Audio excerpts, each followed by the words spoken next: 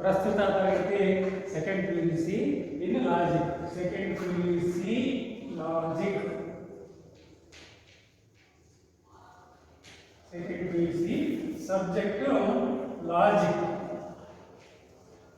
LOGIC ತರ್ಕಶಾಸ್ತ್ರ. ಅಂದರೆ ಹಿಂದಿನ ತರಗತಿಯಲ್ಲಿ ಫಿಫ್ತ್ ಚಾಪ್ಟರ್ ಅಂದರೆ ಅಧ್ಯಾಯ 5 ಚಾಪ್ಟರ್ ಫಿಫ್ತ್ ಚಾಪ್ಟರ್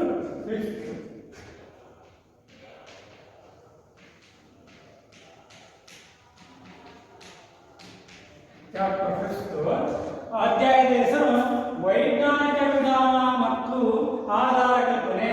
ವೈಜ್ಞಾನಿಕ ವಿಧಾನ ಮತ್ತು ಆಧಾರ ಕಲ್ಪನೆ. ಅಧ್ಯಾಯದ ಹೆಸರು ಫಿಫ್ತ್ ಚಾಪ್ಟರ್ 5ನೇ ಅಧ್ಯಾಯ ವೈಜ್ಞಾನಿಕ ವಿಧಾನ ಮತ್ತು ಆಧಾರ ಕಲ್ಪನೆ. ವೈಜ್ಞಾನಿಕ ವಿಧಾನ ವೈಜ್ಞಾನಿಕ ವಿಧಾನ ಮತ್ತು ಆಧಾರ ಕಲ್ಪನೆ. ಆಧಾರ ಕಲ್ಪನೆಗೆ ಮತ್ತೊಂದು ಹೆಸರು ಉಪಕಲ್ಪನೆ. ಉಪ ಅಂದ್ರೆ ಹತ್ತಿರ, ಇನ್ನು ಕಲ್ಪನೆ ಅಂದ್ರೆ ಹತ್ತಿರದ ಕಲ್ಪನೆ. ಯಾವುದಕ್ಕೆ ಹತ್ತಿರದ ಕಲ್ಪನೆ? ಒಂದು ಘಟನೆ ಸಂಭವಿಸಿದಾಗ ಕಾರಣವನ್ನ ಅನ್ವೇಷಿಸ್ತೀವಿ. ಅಂತಹ ಸಮಯದಲ್ಲಿ ನಾವು ಹಲವಾರು ಕಾರಣಗಳನ್ನ ಕಲ್ಪನೆಗಳನ್ನ ಮಾಡ್ಕೊಳ್ತೀವಿ. ಅವುಗಳಲ್ಲಿ ಯಾವುದು ಕಾರಣಕ್ಕೆ ಹತ್ತಿರವಾಗುತ್ತೆ, ನಿಯರೆಸ್ಟ್, ಅದನ್ನು ನಾವು ಉಪಕಲ್ಪನೆ ಅಂದ್ರೆ ಹತ್ತಿರದ ಕಲ್ಪನೆ. ಯಾವುದಕ್ಕೆ ಹತ್ತಿರದ ಕಲ್ಪನೆ?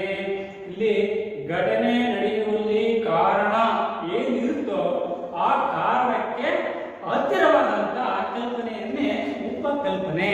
ಅದು ಪದಶಾಸ್ತ್ರ, ಅದರ ಹಿಂದಿನ ಎಲ್ಲಿ ವೈಜ್ಞಾನಿಕ ವಿಧಾನ ಮತ್ತು ಆಧಾರ ಕಲ್ಪನೆ. ಅರ್ಥ ತಾನೆ? ಅಂದ್ರೆ ಇಂಟು ಬ್ರಾಕೆಟ್ ಅಲ್ಲಿ ವೈಜ್ಞಾನಿಕ ವಿಧಾನ, ಸೈಂಟಿಫಿಕ್ ಮೆಥಡ್,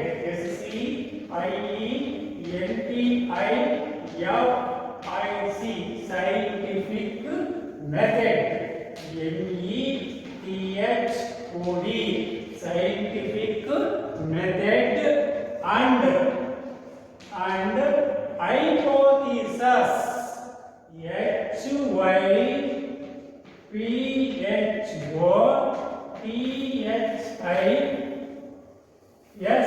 HYPHOTHISES ಅಂದ್ರೆ hypothesis. scientific method ಅಂದ್ರೆ ವೈಜ್ಞಾನಿಕ ವಿಧಾನ ಮತ್ತು ಹೈಪೋಥಿಸಿಸ್ ಅಂದ್ರೆ ವೈಜ್ಞಾನಿಕ ಉಪಕಲ್ಪನೆ ಅಥವಾ ಆಧಾರ ಕಲ್ಪನೆ. ಇದು ಅಧ್ಯಾಯ 5 ಚಾಪ್ಟರ್ 5 ಸೆಕೆಂಡ್ PUC ಲಾಜಿಕ್.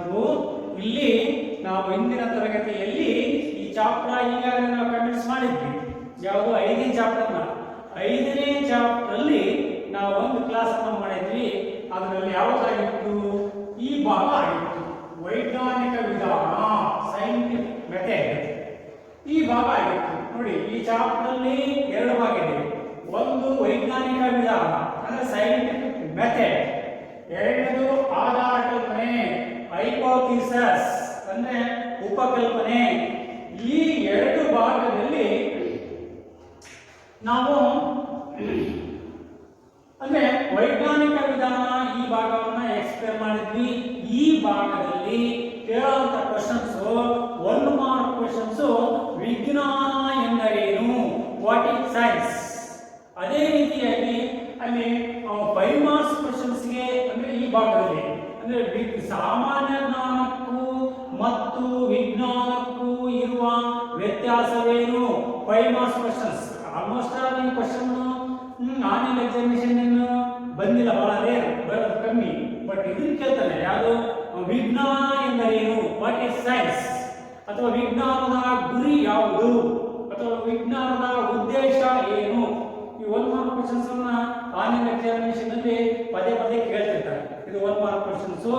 ಇನ್ನು ಈ ಭಾಗದಲ್ಲಿ 5 ಮಾರ್ಕ್ಸ್ ಕ್ವಶನ್ಸ್ ಸಾಮಾನ್ಯ ಜ್ಞಾನಕ್ಕೂ ಮತ್ತು ವಿಜ್ಞಾನಕ್ಕೂ ಇರುವ ವ್ಯತ್ಯಾಸವೇನು, ಅದು 5 ಮಾರ್ಕ್ ಕ್ವಶನ್ಸ್.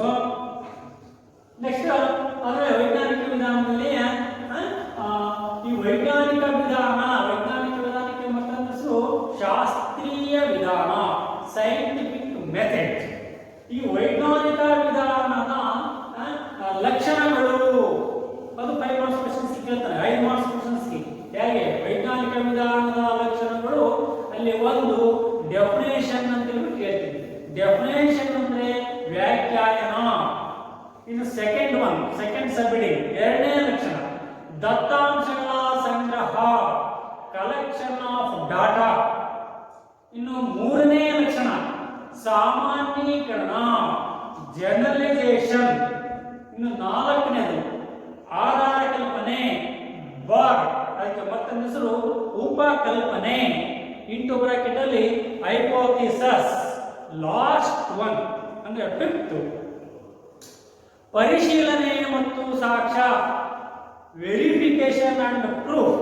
ಇದು 5 ಮಾರ್ಕ್ಸ್ ಕ್ವೆಶ್ಚನ್ಸ್ಗೆ ಈ ಭಾಗದಲ್ಲಿ ಕೇಳ್ತಾರೆ. ಯಾವುದರಲ್ಲಿ? ವೈಜ್ಞಾನಿಕ ವಿಧಾನದಲ್ಲಿ. ಕ್ವಶನ್ 5 ಮಾರ್ಕ್ಸ್ ಯಾಕೆ ಕೇಳ್ತಾನೆ?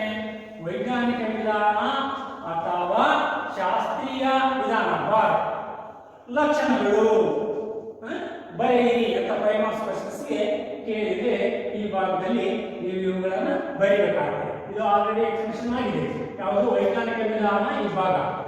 ಈಗ ನಾವು ಇದೇ ಫಿಫ್ತ್ ಚಾಪ್ಟರ್ ಅಲ್ಲೇ ನಾವು ಒಂದು ಕ್ಲಾಸ್ ಅನ್ನು ಮಾಡಿದ್ವಿ ವೈಜ್ಞಾನಿಕ ವಿಧಾನ. ಈಗ ಈ ಫಿಫ್ತ್ ಚಾಪ್ಟರ್ ಅಲ್ಲೇ ಕಂಟಿನ್ಯೂಷನ್ ಸೆಕೆಂಡ್ ಇದೆಯಲ್ಲ, ಭಾಗ 2. ಯಾವುದು? ಸೇಮ್ ಚಾಪ್ಟರ್, ಆ ಚಾಪ್ಟರ್ ಅಲ್ಲಿ 2 ಭಾಗ ಅಲ್ಲ. ಇದು ಎ ಅಂತ ಹಾಕಬಹುದು, ಬೇಕಾದ್ರೆ ಇದು ಬಿ ಅಂತ ಹಾಕಬಹುದು. ವೈಜ್ಞಾನಿಕ ವಿಧಾನ ಇದರ ಟಾಪಿಕ್ ಅನ್ನ ಎಕ್ಸ್ಪ್ಲೇಷನ್ ಆಗಿದೆ. 1 ಮಾರ್ಕ್ ಕ್ವೆಶ್ಚನ್ಸ್, ವಿಜ್ಞಾನ ಎಂದರೆ what is science. 5 marks questions, difference between the ಅಂದ್ರೆ popular knowledge and scientific knowledge. ಅಂದ್ರೆ ಸಾಮಾನ್ಯ ಜ್ಞಾನಕ್ಕೂ ಮತ್ತು ವೈಜ್ಞಾನಿಕ ಜ್ಞಾನಕ್ಕೂ ಇರುವ ವ್ಯತ್ಯಾಸವೇನು, ವಿಜ್ಞಾನಕ್ಕೂ ವ್ಯತ್ಯಾಸವೇನು, ಇದು 5 ಮಾರ್ಕ್ಸ್ ಕ್ವೆಶ್ಚನ್ಸ್. ಅದೇ ರೀತಿಯಾಗಿ ಶಾಸ್ತ್ರೀಯ ವಿಧಾನ ವೈಜ್ಞಾನಿಕ ವಿಧಾನದ ಲಕ್ಷಣಗಳು ಬರೆಯುವಂತ ಕೇಳಿದ್ರೆ 5 ಮಾರ್ಕ್ಸ್ ಕ್ವೆಶ್ಚನ್ಸ್. ಇಷ್ಟು ಕ್ವೆಶ್ಚನ್ಸ್ ಬರುವಂತ ಸಾಧ್ಯತೆಗಳು. ಇನ್ನು ನಾವು ಕ್ಲಾಸ್ ಅಲ್ಲಿ ಮುಂದೆ ನಾವು ಅವಕಾಶ ಸಿಕ್ಕಾಗ ಅವನ್ನೆಲ್ಲ ಹೇಳ್ತೀವಿ. 1 ಮಾರ್ಕ್ ಕ್ವೆಶ್ಚನ್ಸ್ ಯಾವುವು, 2 ಮಾರ್ಕ್ ಕ್ವೆಶ್ಚನ್ಸ್ ಯಾವುವು, 5 ಮಾರ್ಕ್ಸ್ ಕ್ವೆಶ್ಚನ್ಸ್ ಯಾವುವು, 10 ಮಾರ್ಕ್ ಕ್ವೆಶ್ಚನ್ಸ್ ಯಾವುವು, ಸಂದರ್ಭೋಚಿತವಾಗಿ ನಾವು ಅವನ್ನ ಚಾಪ್ಟರ್ ವೈಸ್ ನಾವು ಹೇಳ್ತಾ ಹೋಗ್ತೀವಿ. ನೆಕ್ಸ್ಟ್ ನಾವು ಈ ಭಾಗ ಆದ್ಮೇಲೆ ಆಧಾರ ಕಲ್ಪನೆ ಅಂದ್ರೆ ಉಪಕಲ್ಪನೆ. ಇದು ಪ್ರಸ್ತುತ ತರಗತಿಯಲ್ಲಿ ನಾವು ಆ ಟಾಪಿಕ್ ಅನ್ನ ನಾವು ಎಕ್ಸ್ಪ್ಲನೇಷನ್ ಅಂದ್ರೆ ವಿವರಿಸಬೇಕಾಗುತ್ತೆ. ಹಾಗಾದ್ರೆ ಆ ಹಿನ್ನೆಲೆಯಲ್ಲಿ ನಾವು ಸಬ್ ಹೆಡಿಂಗ್ ಹಾಕೊಂಡ್ಬಿಟ್ಟು ಇಲ್ಲಿ ಬರ್ತಕ್ಕಂಥ 1 ಮಾರ್ಕ್ ಕ್ವೆಶ್ಚನ್ಸ್ ಯಾವುವು, 5 ಮಾರ್ಕ್ಸ್ ಕ್ವೆಶ್ಚನ್ಸ್ ಯಾವುವು, ಇನ್ನು 2 ಮಾರ್ಕ್ ಕ್ವೆಶ್ಚನ್ಸ್ ಇದೆ ಯಾವುವು ಅನ್ನೋದನ್ನ ನಾವು ಪರೀಕ್ಷಾ ದೃಷ್ಟಿಯಿಂದ ಅವನ್ನ ಗಮನದಲ್ಲಿಟ್ಟುಕೊಂಡು ನಾವು ಈಗ ಎಕ್ಸ್ಪ್ಲೇಷನ್ ಮಾಡಬೇಕಾಗುತ್ತೆ. ಆ ಹಿನ್ನೆಲೆಯಲ್ಲಿ ಇದು ಯಾವ ವೈಜ್ಞಾನಿಕ ವಿಧಾನ ಆಗಿದೆ. ನೆಕ್ಸ್ಟ್ ನಮ್ಮಲ್ಲಿ ಆಧಾರ ಕಲ್ಪನೆ, ಉಪಕಲ್ಪನೆ. ಸಬ್ ಹೆಡಿಂಗ್ ಪ್ರಸ್ತುತ ತರಗತಿ ಯಾವುದು? ಆಧಾರ ಕಲ್ಪನೆ. ಆಧಾರ ಕಲ್ಪನೆ ಮತ್ತೊಂದು ಹೆಸರು ಯಾವುದು? ಉಪಕಲ್ಪನೆ. ಉಪಕಲ್ಪನೆ ಉಪಕಲ್ಪನೆ ಅದನ್ನು ನಾವು ಇಂಗ್ಲಿಷಲ್ಲಿ ಹೈಪೋಥಿಸಿಸ್ ಅಂತ ಕರೀತೀವಿ. ಹಾಗಾದ್ರೆ ಈ ಸಬ್ ಹೆಡಿಂಗ್ ಅಲ್ಲಿ 1 ಮಾರ್ಕ್ ಕ್ವೆಶ್ಚನ್ಸ್ ಪರೀಕ್ಷೆಯಲ್ಲಿ ಕೇಳುವಂತ ಕ್ವೆಶ್ಚನ್ಸ್ ಏನಾದರೂ ಇದೆಯಾ? ಇನ್ನು 5 ಮಾರ್ಕ್ಸ್ ಕ್ವೆಶ್ಚನ್ಸ್ ಏನಾದರೂ ಕೂಡ ಪರೀಕ್ಷೆಯಲ್ಲಿ ಕೇಳುವಂತ ಕ್ವೆಶ್ಚನ್ಸ್ ಇದೆಯಾ? 10 ಮಾರ್ಕ್ ಕ್ವೆಶ್ಚನ್ಸ್ ಏನಾದರೂ ಕೂಡ ಪರೀಕ್ಷೆಯಲ್ಲಿ ಕೇಳುವಂತವು ಇದೆಯಾ ಅನ್ನೋದನ್ನ ನಾವಿಲ್ಲಿ ಪರಿಶೀಲಿಸಬೇಕಾಗುತ್ತೆ. ಹಾಗಾದ್ರೆ ಆ ಹಿನ್ನೆಲೆಯಲ್ಲಿ ನಾವಿಲ್ಲಿ 1 ಮಾರ್ಕ್ ಕ್ವೆಶ್ಚನ್ಸ್ಗೆ ನಾವು ಎಕ್ಸ್ಪ್ಲೇನ್ ಮಾಡ್ತಾ ಹೋದಾಗ 1 ಮಾರ್ಕ್ ಕ್ವೆಶ್ಚನ್ಸ್ ಕೇಳ್ತಾರೆ. ಇದೇ ಸಬ್ ಹೆಡಿಂಗ್ ಅಲ್ಲೇ ಈ ಟಾಪಿಕ್ ಮೇಲೆ ಕೇಳ್ತಾನೆ. ಯಾಕೆ ಕೇಳ್ತಾನೆ? ಆಧಾರ ಕಲ್ಪನೆ ಎಂದರೇನು? ಆ ಪದನಾದರೂ ಕೂಡ ಅವನು ಬಳಸಬಹುದು. ಅಥವಾ ಅದಕ್ಕೆ ಮತ್ತೊಂದು ಪದ ಯಾವುದು? ಉಪಕಲ್ಪನೆ. ಪ್ರತಿ ಆನ್ಲೈನ್ ಎಕ್ಸಾಮಿನೇಷನ್ ಮತ್ತು ಸಪ್ಲಿಮೆಂಟರಿ ಕೂಡ 1 ಮಾರ್ಕ್ ಕ್ವೆಶ್ಚನ್ಸ್ಗೆ ಇದು ಇದ್ದೇ ಇರುತ್ತೆ ಕ್ವೆಶ್ಚನ್. ಹೇಗೆ? ಆಧಾರ ಕಲ್ಪನೆ ಎಂದರೇನು? ಆ ಪದನಾದರೂ ಅವನು ಬಳಸ್ತಾನೆ. ಇಲ್ಲ ಉಪಕಲ್ಪನೆ ಎಂದರೇನು? 1 mark questions must and should ಅದಿದ್ದೇ ಇರುತ್ತೆ. ಅಂಡರ್ಸ್ಟುಡ್ ಏನು ಕ್ವೆಶ್ಚನ್? ಆಧಾರ ಕಲ್ಪನೆ ಎಂದರೇನು ಅಥವಾ ಉಪಕಲ್ಪನೆ ಎಂದರೇನು? ಉಪಕಲ್ಪನೆ ಎಂದರೇನು? 1 ಮಾರ್ಕ್ ಕ್ವೆಶ್ಚನ್ಸ್ಗೆ ಇರುತ್ತೆ. ಇದನ್ನು ನಾವು ಬೇಕಾದ್ರೆ ಬರೆದಿರ್ತೀವಿ. ಏನು? 1 ಮಾರ್ಕ್ ಕ್ವೆಶ್ಚನ್ ಯಾವುದು? ಉಪಕಲ್ಪನೆ ಎಂದರೇನು ಅಥವಾ ಬಾರ್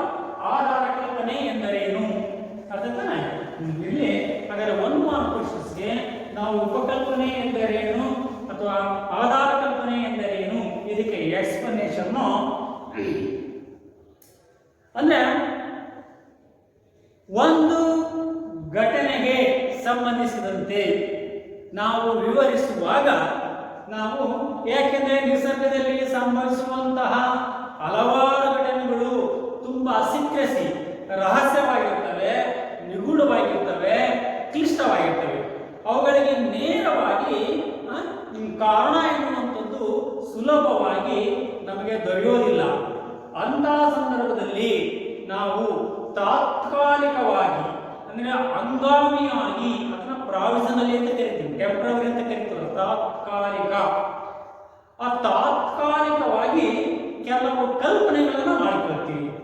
ಆ ತಾತ್ಕಾಲಿಕ ಕಲ್ಪನೆಗಳನ್ನೇ ಆಧಾರ ಕಲ್ಪನೆಗಳು, ಅದಕ್ಕೆ ಮತ್ತೊಂದು ಹೆಸರು ಉಪಕಲ್ಪನೆ ಎಂದೆನ್ನಲಾಗುತ್ತದೆ. ಅರ್ಥ ತಾನೆ? 1 ಮಾರ್ಕ್ ಕ್ವೆಶ್ಚನ್ಸ್ ಯಾವ ರೀತಿ ಕೇಳ್ತಾನೆ? 1 ಮಾರ್ಕ್ ಕ್ವೆಶ್ಚನ್ಸ್ ಅನ್ನ ಎಕ್ಸಾಮಿನೇಷನ್ ನಲ್ಲಿ ವಾಟ್ ಈಸ್ ಹೈಪೋಥಿಸಸ್, ಉಪಕಲ್ಪನೆ ಎಂದರೇನು ಆ ಪದನಾದರೂ ಬಳಸಬಹುದು, ಇಲ್ಲ ಆಧಾರ ಕಲ್ಪನೆ ಎಂದರೇನು ಅಂತೆಲ್ಲಾದ್ರೂ ಬಳಸಬಹುದು. ಅದಕ್ಕೆ ನಾವು ಇನ್ನೂ ಸರಳವಾಗಿ ಎಕ್ಸ್ಪ್ಲೇಷನ್ ಕೊಡೋದಾದ್ರೆ, ಆನ್ಸರ್ ಕೊಡೋದಾದ್ರೆ, ಈ ಪ್ರಶ್ನೆಗೆ 1 ಮಾರ್ಕ್ ಪ್ರಶ್ನೆಗೆ ಆನ್ಸರ್ ಕೊಡೋದಾದ್ರೆ ಇದು ಸಂಕ್ಷಿಪ್ತವಾಗಿ ಬರೆಯಿರಿ. ಯಾಕೆ? ಒಂದು ಘಟನೆ ವಿವರಿಸುವಲ್ಲಿ ನಾವು ತಾತ್ಕಾಲಿಕವಾಗಿ ಮಾಡಿಕೊಳ್ಳಲಾಗುವ ಅಥವಾ ಹಂಗಾಮಿಯಾಗಿ ಅಥವಾ ಅಂದಾಜಾಗಿ ಮಾಡಿಕೊಳ್ಳಲಾಗುವ ಕಲ್ಪನೆಗಳನ್ನೇ ಆಧಾರ ಕಲ್ಪನೆಗಳು ಎಂದು ಹೆಸರು ಅಥವಾ ಆಧಾರ ಕಲ್ಪನೆಗಳು ಎಂದೆನ್ನಲಾಗುತ್ತದೆ. ಪ್ರಾವಿಷನಲಿ ಹೈಪೋಥಿಸಸ್, ಇದು ಡೆಫಿನೇಷನ್, ಇದು ಆನ್ಸರ್. ಇನ್ನೊಂದ್ಸಲ ಎಲ್ಲ ಏನು ಆಧಾರ ಕಲ್ಪನೆ ಎಂದರೇನು, ಅಥವಾ ಉಪಕಲ್ಪನೆ ಎಂದರೇನು? ಅದಕ್ಕೆ ಆನ್ಸರು, ಒಂದು ಘಟನೆ ವಿವರಿಸುವಲ್ಲಿ ನಾವು ಹಲವಾರು ತಾತ್ಕಾಲಿಕ ಅಥವಾ ಹಂಗಾಮಿಯಾದ ಕಲ್ಪನೆಗಳನ್ನ ನಾವು ಮಾಡಿಕೊಳ್ಳಲಾಗುತ್ತದೆ, ಅಂದ್ರೆ ಪ್ರಾವಿಷನಲ್ ಹೈಪೋಥಿಸಸ್. ಆ ಹಂಗಾಮಿ ಕಲ್ಪನೆಗಳನ್ನೇ ಅಥವಾ ಆ ಒಂದು ಗ್ರಹಿಕೆಯನ್ನೇ ನಾವು ಏನಂತ ಕರಿತೀವಿ? ಆಧಾರ ಕಲ್ಪನೆ ಅಥವಾ ಉಪಕಲ್ಪನೆ ಎಂದೆನ್ನಲಾಗುತ್ತದೆ. ಇದು ಡೆಫಿನೇಷನ್. ಉಪಕಲ್ಪನೆ ಅಂದ್ರೆ ಏನು ಅನ್ನೋದಕ್ಕೆ ಆನ್ಸರ್. ಅದಾದ್ಮೇಲೆ ನೆಕ್ಸ್ಟ್ ನಾವಿಲ್ಲಿ ಕ್ವಶನ್ಸ್ ಮತ್ತೆ ಕೇಳೋದಾದ್ರೆ, ಇಲ್ಲಿ 1 ಮಾರ್ಕ್ ಕ್ವಶನ್ಸ್ಗೆ ಕೇಳೋದಾದ್ರೆ ನೆಕ್ಸ್ಟ್ ನಾವಿಲ್ಲಿ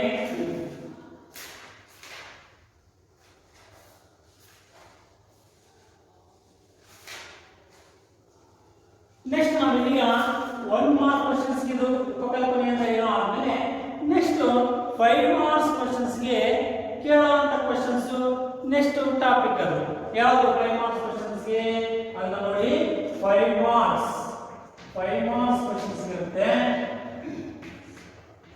5 ಮಾರ್ಕ್ಸ್ ಕ್ವಶನ್ಸ್ ಅದು ಯಾವುದು? ಇಲ್ಲಿ ಪಿ.ಕೆ. ರೇ ಎಂಬ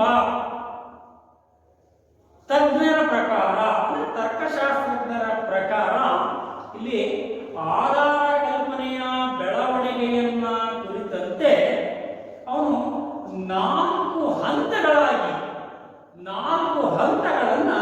ಅವನು ಗುರುತಿಸ್ತಾನೆ. ಆ 4 ಹಂತಗಳು ಯಾವುವು? ಅವನ ಪರೀಕ್ಷೆಯ ಕ್ವಶನ್ ಯಾವ ರೀತಿ ಕೇಳ್ತಾನೆ ಅಂದ್ರೆ, ಪಿ.ಕೆ. ರೇ ಎಂಬ ತಜ್ಞರ ಪ್ರಕಾರ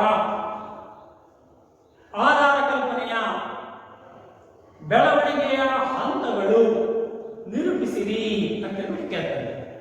ಅಥವಾ ಟಿಪ್ಪಣಿ ಬರಲಿಕ್ಕೆ ಇರ್ತಾವಲ್ಲ, 4-5 ಟಾಪಿಕ್ ಇರ್ತಾರೆ ಟಿಪ್ಪಣಿ ಬರಲಿಕ್ಕೆ. 4 ಮಾರ್ಕ್ಸ್ ಕ್ವಶನ್ಸ್ ಅಂತ 5 ಮಾರ್ಕ್ಸ್ ಕ್ವಶನ್ಸ್ 5 ಟಿಪ್ಪಣಿ ಬರಲಿಕ್ಕೆ 20-25 ಮಾರ್ಕ್ಸ್ ಇರ್ತಾವೆ 5 ಬರಲಿಕ್ಕೆ. ಅಲ್ಲಿ ಕೇಳ್ತಾನೆ ಹೇಗೆ? ಆಧಾರ ಕಲ್ಪನೆಯ ಬೆಳವಣಿಗೆಯ ಹಂತಗಳು ಪಿ.ಕೆ. ರೇ ಎಂಬ ತಜ್ಞರ ಪ್ರಕಾರ ಅಂತ ಕೇಳ್ತಾನೆ.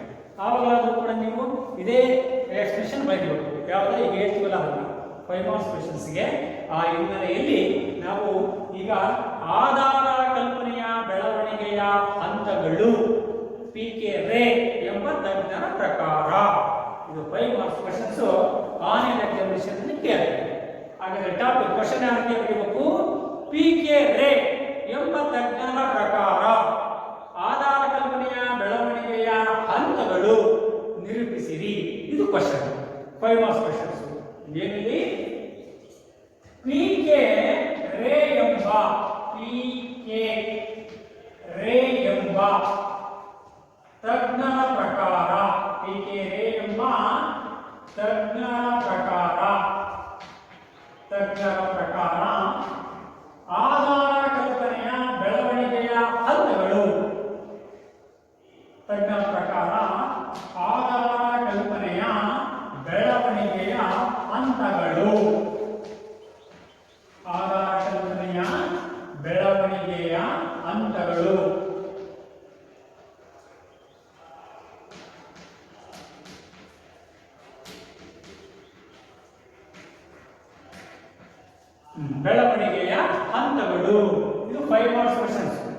ಅರ್ಥ ತಾನೆ?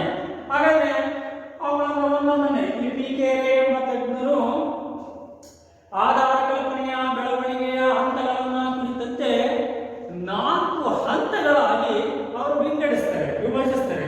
ಆ 4 ಹಂತಗಳನ್ನ ನಾವು ಹೆಸರಿಸಿಬಿಟ್ಟು ಅವುಗಳಿಗೆ ನಾವು ಸಂಕ್ಷಿಪ್ತವಾಗಿ ಎಕ್ಸ್ಪ್ಲನೇಷನ್ ಕೊಡಬೇಕು. ಯಾಕೆಂದ್ರೆ ಬರೀ 4 ನೀವು ಹೆಸರಿಸಿಬಿಟ್ರೆ ಪರೀಕ್ಷೆಯಲ್ಲಿ ನಿಮಗೆ 4 ಮಾರ್ಕ್ಸ್ ಅಥವಾ 5 ಮಾರ್ಕ್ಸ್ ಕೇಳಿದ್ರೆ ಫುಲ್ ಮಾರ್ಕ್ಸ್ ಕೊಡಲ್ಲ. ಆ 4 ಕೂಡ ನೀವು ಹೆಸರಿಸಿಬಿಟ್ಟು ಸಂಕ್ಷಿಪ್ತವಾಗಿ 2-3 ಪಾಯಿಂಟ್ಸ್ ಅನ್ನ ಅವಕ್ಕೆ ಸಬ್ಮಿಟ್ ಹಾಕೊಂಡ್ಬಿಟ್ಟು 4 ಮೊದಲು ಬರೀರಿ, ಹೆಸರಿಸಿ. ಬರೋದ್ರಲ್ಲಿ 1 by 1 4 ಹಾಕೊಂಡ್ಬಿಟ್ಟು ಅವಕ್ಕೆ ಎಕ್ಸ್ಪ್ರೆಷನ್ ಕೊಟ್ಕೊಂಡು ಹೋಗಿ, ಇಲ್ಲ ಡೈರೆಕ್ಟ್ ಆಗಾದ್ರೂ ಬರೀರಿ. ಒಂದೊಂದನ್ನ ಬರೆದ್ಬಿಟ್ಟು ಅದಕ್ಕೆ ಎಕ್ಸ್ಪ್ರೆಷನ್ ಕೊಟ್ಕೊಂಡಾದ್ರೂ ಕೂಡ ಬರೀರಿ. ನಿಮ್ಮ ಸುಲಭ ಸಾಧ್ಯತೆ ರೀತಿಯಲ್ಲಿ ಬರೀಬೇಕು. ಮೇಲಿನ ಒಂದು ಫಸ್ಟ್ ಒನ್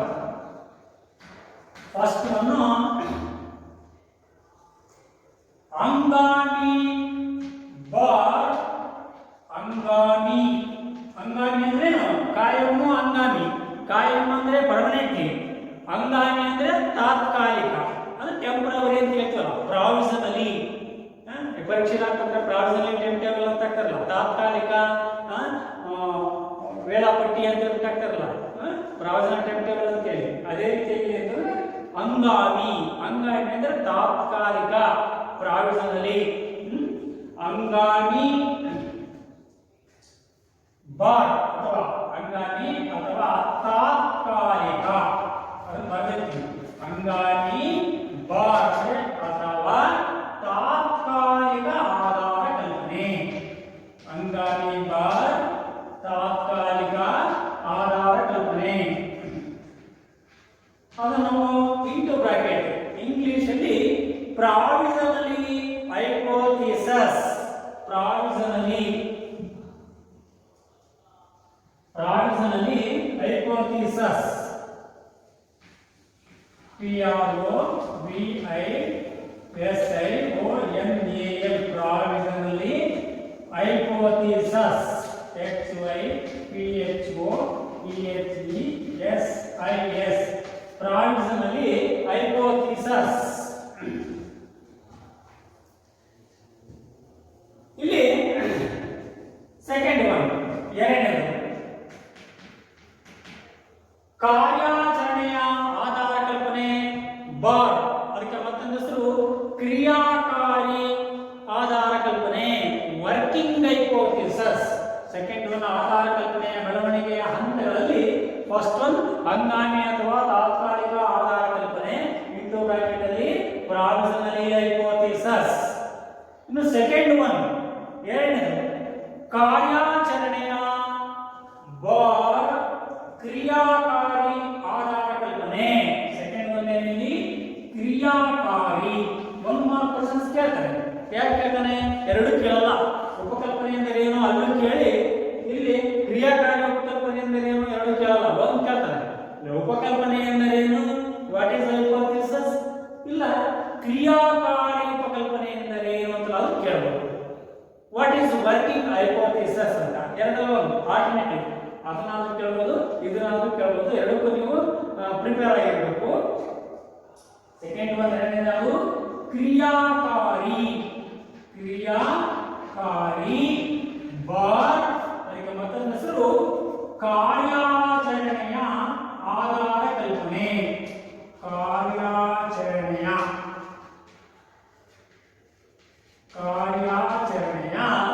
ಆಧಾರ ಕಲ್ಪನೆ.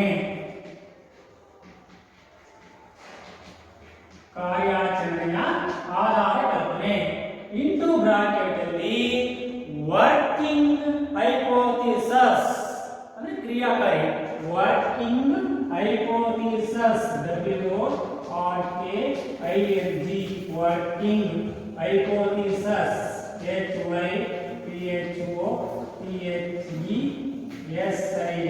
ಅಂದ್ರೆ working ಹೈಪೋಥಿಸಸ್.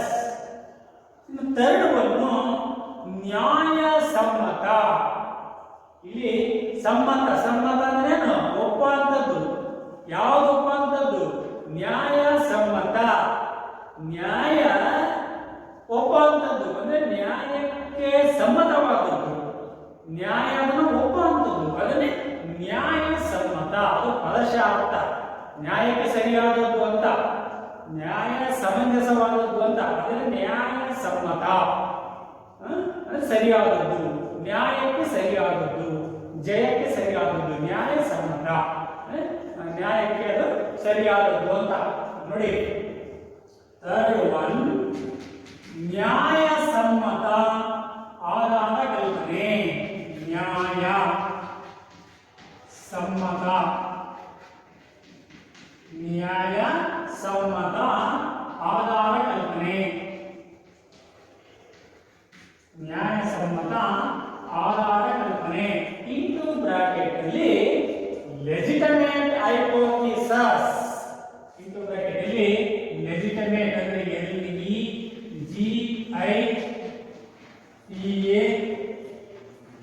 LEGITAMATE legitimate hypothesis.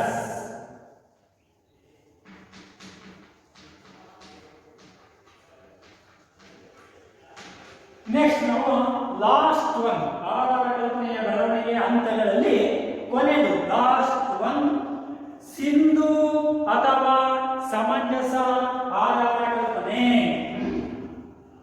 Sindhu, Sindhu ಅಂದ್ರೆ ಏನು? ಪದಶಾಸ್ತ್ರ. ಸಿಂಧು ಅಂದ್ರೆ ಅದು ಸರಿಯಾದದ್ದು ಅಂತ, ಸಿಂಧು ಅಂದ್ರೆ ರುಜುವಾದದ್ದು, ಅಂದ್ರೆ ಊರ್ಜಿತವಾದದ್ದು, ಸಮಂಜಸವಾದದ್ದು, ಸಮರ್ಪಕವಾದದ್ದು ಎನ್ನುವ ನಾನಾ ರೀತಿಯ ಅರ್ಥದಲ್ಲಿ ನಾವು ಅದನ್ನು ಬಳಕೆ ಮಾಡ್ತೀವಿ. ಹಾಗಾದ್ರೆ ಇಲ್ಲಿ ಸಿಂಧು, ಸಿಂಧು ಅಂದ್ರೆ ಸರಿಯಾದದ್ದು ಅಂತ, ರುಜುವಾದದ್ದು. ಸಿಂಧು, ಸಿಂಧು ಅಥವಾ ಸಮಂಜಸ, ಸಿಂಧು ಬಾರ್ ಸಮಂಜಸ ಆಧಾರ ಕಲ್ಪನೆ. ಸಮಂಜಸ ಅಂದ್ರೆ ಏನು?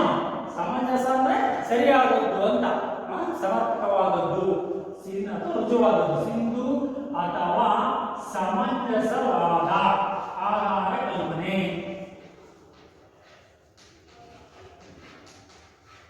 ಸಿಂಧು ಅಥವಾ ಸಮಂಜಸವಾದ ಆಧಾರ ಕಲ್ಪನೆ.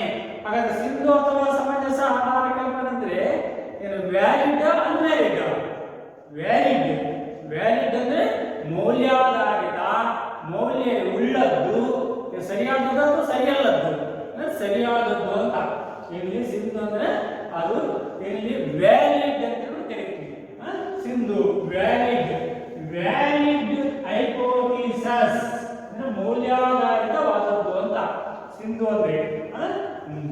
Valid, VALID, valid ಹೈಪೋಥಿಸಸ್.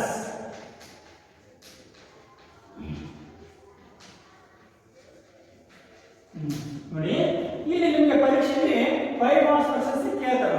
ಹೇಗೆ? PK ರೇ ಎಂಬ ತಜ್ಞರ ಪ್ರಕಾರ ಆಧಾರ ಕಲ್ಪನೆಯ ಬೆಳವಣಿಗೆಯ ಹಂತಗಳು ನಿರೂಪಿಸಿರಿ. 5 ಮಾರ್ಕ್ಸ್ ಪ್ರಶ್ನೆ ಕೇಳ್ತಾನೆ, ಬರ್ತದೆ. ಆನ್ಲೈನ್ ಎಕ್ಸಾಮಿನೇಷನ್ ಬಹಳ ಸಲ ಬರುತ್ತೆ, ಸಪ್ಲಿಮೆಂಟರಿ ಅಥವಾ ಆನ್ಲೈನಲ್ಲಿ. ಆ ಹಿನ್ನೆಲೆಯಲ್ಲಿ ನೀವು ಈ ರೀತಿ ಕೇಳಿದ ಕ್ವಶನ್ ಅನ್ನ 4 ಬರೀತೀರಿ. ಎಸ್ಎಸ್ಬಿಟ್ಟು 4 1 ಬೈ 1 ಸಬ್ಹೆಡಿಂಗ್ ಅಂತ ಹೇಳ್ಬಿಟ್ಟು ಒಂದು ಎರಡೆರಡು ಸೆಂಟೆನ್ಸ್ ಅನ್ನ ನೀವು ಪಾಯಿಂಟ್ಸ್ ಅನ್ನ ಸಂಕ್ಷಿಪ್ತವಾಗಿ ಬರ್ಕೊಂಡು ಹೋಗ್ಬೇಕು. 4 ಬರೀ ಎಸ್ಎಸ್ ಇದ್ರೆ 5 ಮಾರ್ಕ್ಸ್ ಅಥವಾ 4 ಮಾರ್ಕ್ಸ್ ಫುಲ್ ಮಾರ್ಕ್ಸ್ ಸಿಗಲ್ಲ. 4 ಬರೆದ್ರೆ ನೀವು ನೆಕ್ಸ್ಟ್ ಯಾವಾಗ ನೀವು ಬರ್ಕೊಂಡು ಹೋಗ್ಬೇಕು. ಹೇಗೆ? ಫಸ್ಟ್ ಒನ್ ಸಬ್ಹೆಡಿಂಗ್ ಹಾಕ್ತೀವಿ, 2-3 points. Second one, third one, fourth, 4 ನೀವು ಎಕ್ಸ್ಪ್ರೆಷನ್ ಕೊಡಬೇಕು. ಸಂಕ್ಷಿಪ್ತವಾಗಿ ನೋಟ್ಸ್ ಬರ್ಸಿರ್ತೀವಿ. ಅಥವಾ ನೀವು ಇನ್ನೂ ಕೂಡ ಬರೆಯೋದಾದ್ರೆ ಒಂದೊಂದನೇ ಸಬ್ಹೆಡಿಂಗ್ ಹಾಕೊಂಡ್ರೆ ನೇರ ಡೈರೆಕ್ಟ್ ಆನ್ಸರ್ ಬರ್ಕೊಂಡು ಹೋಗಿ.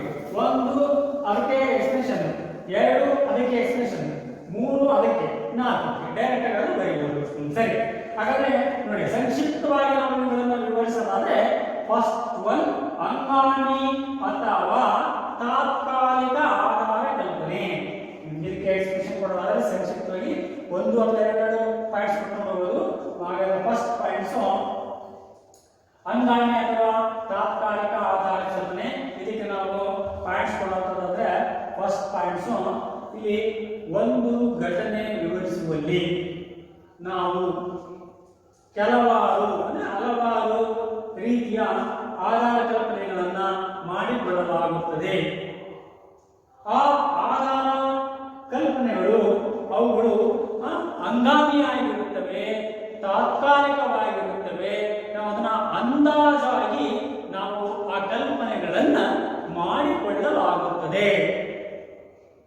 ಈ ಹಂಗಾಮಿ ಕಲ್ಪನೆಗಳನ್ನೇ ನಾವಿಲ್ಲಿ ಕರಿತೀವಿ ತಾತ್ಕಾಲಿಕ ಆಧಾರ ಕಲ್ಪನೆ ಅಥವಾ ಹಂಗಾಮಿ ಆಧಾರ ಕಲ್ಪನೆ ಎಂದು ಕರೆಯಲಾಗುತ್ತದೆ. ನೋಟ್ಸ್ ಕರೆಕ್ಟ್ ಬರ್ಸಿರ್ತೀವಿ. ಅದಕ್ಕೆ ಏನಕ್ಕೆ ಎಕ್ಸ್ಪ್ರೆಷನ್ ನಿಸರ್ಗದಲ್ಲಿ ಸಂಭವಿಸುವ ಘಟನೆಗಳಿಗೆ ನಾವು ಹಲವಾರು ರೀತಿಯಾಗಿ ನಾವು ಕಲ್ಪನೆಗಳನ್ನು ಮಾಡ್ಕೊಳ್ತೀವಿ. ಆ ಹಲವಾರು ರೀತಿಯ ಕಲ್ಪನೆಗಳಲ್ಲಿ ಅಂದ್ರೆ ಆ ಕಲ್ಪನೆಗಳು ಅವು ಅಂದಾಜಾಗಿರುತ್ತವೆ, ತಾತ್ಕಾಲಿಕವಾಗಿರುತ್ತವೆ, ಅವುಗಳು ಹಂಗಾಮಿಯಾಗಿರ್ತವೆ. ಅಂತಹ ಕಲ್ಪನೆಗಳನ್ನೇ ನಾವು ಹಂಗಾಮಿ ಅಥವಾ ತಾತ್ಕಾಲಿಕ ಆಧಾರ ಕಲ್ಪನೆ ಎನ್ನಲಾಗುತ್ತದೆ. ಇದಕ್ಕೆ ಡೆಫಿನೇಷನ್ ಯಾಕಂದ್ರೆ ಇನ್ನೂ ಕೂಡ ವಿವರಿಸ ಹೋದ್ರೆ ನಿಮ್ಗೆ ಗೊಂದಲ ಆಗುತ್ತೆ. ಸಾಕು, ಯಾಕಂದ್ರೆ ನಿಸಾಮರ್ಥ್ಯ ಅಷ್ಟೇ ಮುಂದೆ ಬರುತ್ತೆ. ನಿಸಾಮರ್ಥ್ಯ ಸಂತ ಪರಿಸ್ಥಿತಿಯಲ್ಲಿ ನಿಮಗೆ ಅದೆಲ್ಲ ಇರಲ್ಲ, ಸಾಕಿಷ್ಟ ಆಗುತ್ತೆ. ಏನೋ ಒಂದು ಘಟನೆ ವಿವರಿಸುವಲ್ಲಿ ನಾವು ತಾತ್ಕಾಲಿಕವಾಗಿ ಕೆಲವು ಕಲ್ಪನೆಗಳನ್ನು ಮಾಡ್ಕೊಳ್ತೀವಿ. ಅಂದಾಜಾಗಿ ಅಂದ್ರೆ ಆ ಒಂದು ಗ್ರಹಿಕೆಯನ್ನೇ ನಾವು ಹಂಗಾಮಿ ಅಥವಾ ತಾತ್ಕಾಲಿಕ ಆಧಾರ ಕಲ್ಪನೆ ಎಂದು ಕರೆಯಲಾಗುತ್ತದೆ. ನೆಕ್ಸ್ಟ್ ಸೆಕೆಂಡ್ ಒಂದು ಕ್ರಿಯಾಕಾರಿ ಅಥವಾ ಕಾರ್ಯಾಚರಣೆಯ ಆಧಾರ ಕಲ್ಪನೆ. ಇನ್ನು ಪಿಕೆ ಮತಗಳ ಪ್ರಕಾರ ಇದು ಎರಡನೇ ಹಂತವಾಗಿದ್ದು ಅಂದ್ರೆ ಒಂದು ಘಟನೆ ವಿವರಿಸುವಲ್ಲಿ ನಾವು ನಾನಾ ರೀತಿಯಾಗಿ ಕಲ್ಪನೆಗಳನ್ನು ಮಾಡಿಕೊಳ್ಳಲಾಗುತ್ತದೆ. ಯಾಕಂದ್ರೆ ನಿಸರ್ಗದಲ್ಲಿ ಸಂಭವಿಸುವಂತಹ ಘಟನಾವಳಿಗಳು ತುಂಬಾ ಕ್ಲಿಷ್ಟಕರವಾಗಿರ್ತವೆ, ನೇರವಾಗಿ ಕಾರಣ ಗೋಚರವಾಗುವುದಿಲ್ಲ. ಅಂತಹ ಸಂದರ್ಭದಲ್ಲಿ ನಾನಾ ರೀತಿಯಾಗಿ ಕೆಲವು ಕಲ್ಪನೆಗಳನ್ನು ಮಾಡಿಕೊಳ್ತೀವಿ. ಆ ಕಲ್ಪನೆಗಳನ್ನು ಮಾಡಿಕೊಂಡು ಅದರ ಆಧಾರದ ಮೇಲೆ ಅಂದ್ರೆ ಆ ತಾತ್ಕಾಲಿಕ ಕಲ್ಪನೆಯ ಆಧಾರದ ಮೇಲೆ ಘಟನೆಗೆ ಕಾರಣವನ್ನ ನಾವು ಅನ್ವೇಷಿಸಲಿಕ್ಕೆ, ಕಾರ್ಯಾರಂಭ ಮಾಡೋದಕ್ಕೆ ಅಥವಾ ಆ ಕ್ರಿಯೆಯಲ್ಲಿ ಅಂದ್ರೆ ಆ ತಾತ್ಕಾಲಿಕ ಆಧಾರ ಕಲ್ಪನೆಯನ್ನೇ ನಾವು ತೊಡಗಿಸಿಕೊಂಡು ಕ್ರಿಯೆಯಲ್ಲಿ ಮುಂದಾಗೋದಕ್ಕೆ ಅಥವಾ ಕಾರ್ಯಾಚರಣೆಯನ್ನ ಮಾಡುವುದಕ್ಕೆ ನಾವು ಕ್ರಿಯಾಕಾರಿ ಅಥವಾ ಕಾರ್ಯಾಚರಣೆಯ ಆಧಾರ ಕಲ್ಪನೆ ಎಂದು ಹೆಸರು.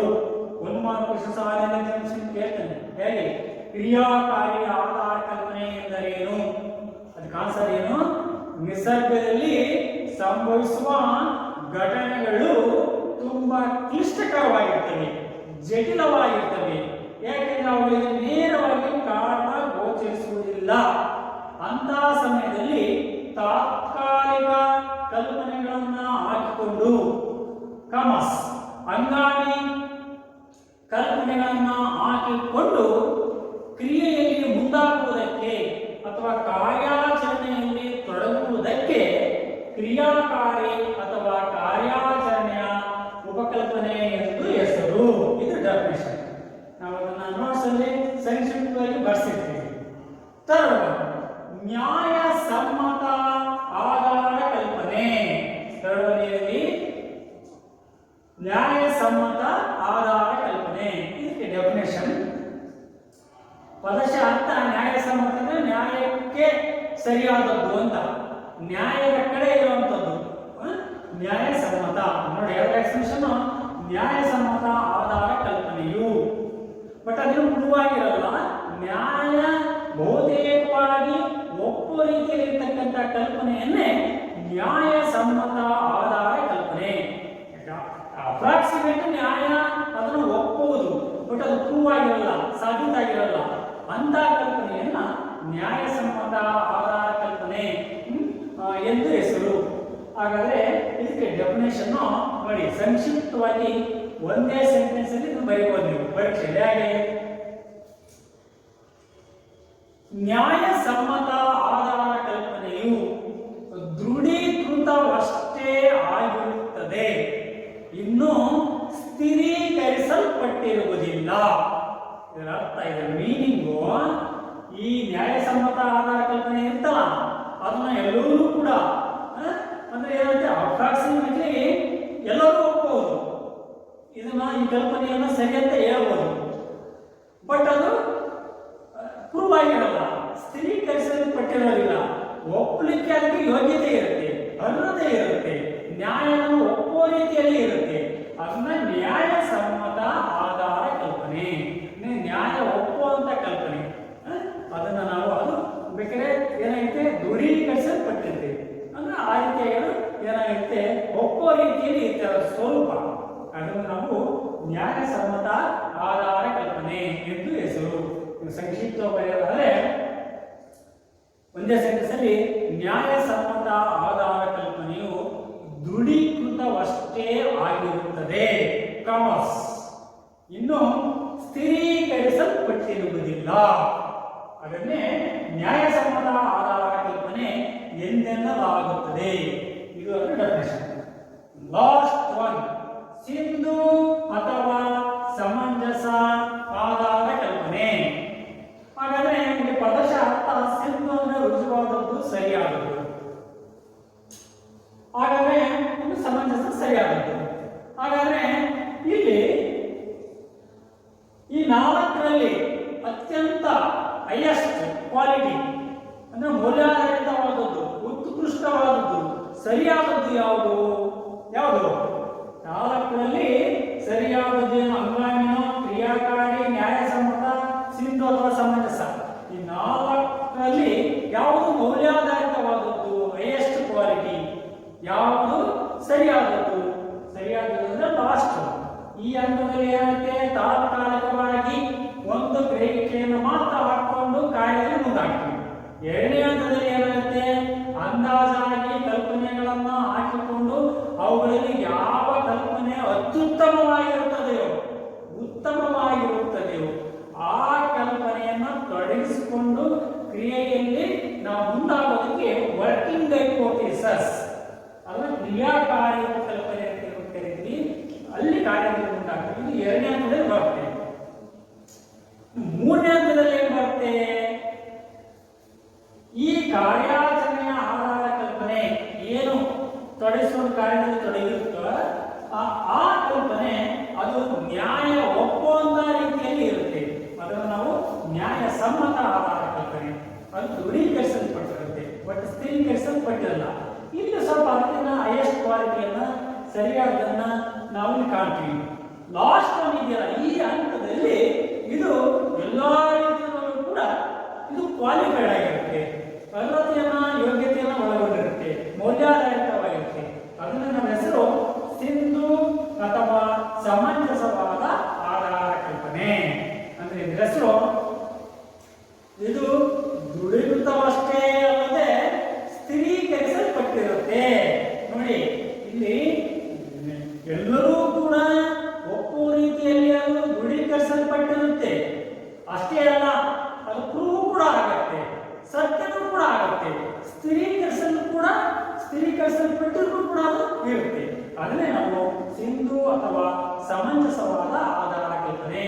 ಎಲ್ಲಾ ರೀತಿಯಲ್ಲೂ ಕೂಡ ಇದು ಓಕೆ, ಅದನ್ನೇ ನಾವು ಸಿಂಧು ಅಥವಾ ಸಮಂಜಸವಾದ ಆಧಾರ ಕಲ್ಪನೆ ಅರ್ಥನೇ. ಇದರಲ್ಲಿ ಹೈಯೆಸ್ಟ್ ಕ್ವಾಲಿಟಿ. ಮತ್ತೆ ನಾವು ಇದನ್ನ ರಿಪೀಟ್ ಮಾಡುವಂತದಿಲ್ಲ, ಒಂದ್ಸಲ ಪರಿಶೀಲಿಸಿ ಸಂಕ್ಷಿಪ್ತವಾಗಿ. ಇದು 5 ಮಾರ್ಕ್ಸ್ ಕೇಳಿದ್ರೆ PKA ಮತಗಳ ಪ್ರಕಾರ ಆಧಾರ ಕಲ್ಪನೆಯ ಬೆಳವಣಿಗೆಯ ಹಂತಗಳು ನಿರೂಪಿಸಿ ಅಂತ ಕೇಳಿದ್ರೆ 5 ಮಾರ್ಕ್ಸ್ ಕ್ವಶನ್ಸ್ಗೆ ನೀವು ಇದನ್ನ ಬರೀಬೇಕಾಗುತ್ತೆ. ನೆಕ್ಸ್ಟ್ ನಾವಿಲ್ಲಿ 1 ಮಾರ್ಕ್ ಕ್ವಶನ್ಸ್ಗೆ ಉಪಕಲ್ಪನೆ ಅಂದ್ರೆ ಏನು, ವಾಟ್ ಇಸ್ ಹೈಪೋಥಿಸಿಸ್ ಆಯ್ತು. 5 ಮಾರ್ಕ್ಸ್ ಕ್ವಶನ್ಸ್ಗೆ PKA ಎಂಬ ತಜ್ಞರ ಪ್ರಕಾರ ಆಧಾರ ಕಲ್ಪನೆಯ ಬೆಳವಣಿಗೆಯ ಹಂತಗಳು 5 ಮಾರ್ಕ್ಸ್ ಕ್ವಶನ್ಸ್ ಕೇಳೋದಾದ್ರೆ, ನೆಕ್ಸ್ಟ್ ಈ ಟಾಪಿಕ್ ಅಲ್ಲಿ ಅಂದ್ರೆ ಆಧಾರ ಕಲ್ಪನೆಯಲ್ಲೇ ಮತ್ತೆ ಕ್ವಶನ್ಸ್ ಇದಾವ, ಸರ್ಚ್ ಮಾಡೋಣ. ನೋಡಿ ನೆಕ್ಸ್ಟ್ ಟಾಪಿಕ್ ಅಲ್ಲಿ ಮತ್ತೊಂದು ಬರುತ್ತೆ. ಈ ಒಂದು ಸಬ್ಹೆಡಿಂಗ್ ಮೇಲೆ ಮತ್ತೊಂದು 1 ಮಾರ್ಕ್ ಕ್ವಶನ್ಸ್ ಬರುತ್ತೆ. ಯಾವುದು 1 ಮಾರ್ಕ್ ಕ್ವಶನ್ಸ್? ನಿರ್ಣಾಯಕ ನಿದರ್ಶನ. ಸಬ್ಹೆಡಿಂಗ್ ಯಾವುದು? ನಿರ್ಣಾಯಕ ನಿದರ್ಶನ. 1 ಮಾರ್ಕ್ ಕ್ವಶನ್ಸ್ ಎಕ್ಸಾಮಿನೇಷನ್ ಅಲ್ಲಿ, ಪ್ರತಿಯೊಂದು ಎಕ್ಸಾಮಿನೇಷನ್ ಅಲ್ಲೂ ಕೂಡ ಆಲ್ಮೋಸ್ಟ್ ಒಂದು 50% ಎಕ್ಸಾಮಿನೇಷನ್ ಇದು ಬಂದಿರುತ್ತೆ. ಯಾವುದು ಸಬ್ಹೆಡಿಂಗ್ 1 ಮಾರ್ಕ್ ಕ್ವಶನ್ಸ್ಗೆ ನಿರ್ಣಾಯಕ ನಿದರ್ಶನ ಸಬ್ಹೆಡಿಂಗ್. ಕೇಳ್ತಾರೆ ನಿರ್ಣಾಯಕ ನಿದರ್ಶನ ಎಂದರೇನು? 1 ಮಾರ್ಕ್ ಕ್ವಶನ್ಸ್. ಇದನ್ನು ನಾವು ಬರೀತೀವಿ 1 ಮಾರ್ಕ್ ಕ್ವಶನ್ಸ್. ಇಲ್ಲಿ ಸಬಳಿಂಗ್ ಯಾವುದಿದೆ? ನಿರ್ಣಾಯಕ ನಿದರ್ಶನ. ಸಬಳಿಂಗ್ ನಿರ್ಣಾಯಕ ನಿದರ್ಶನ.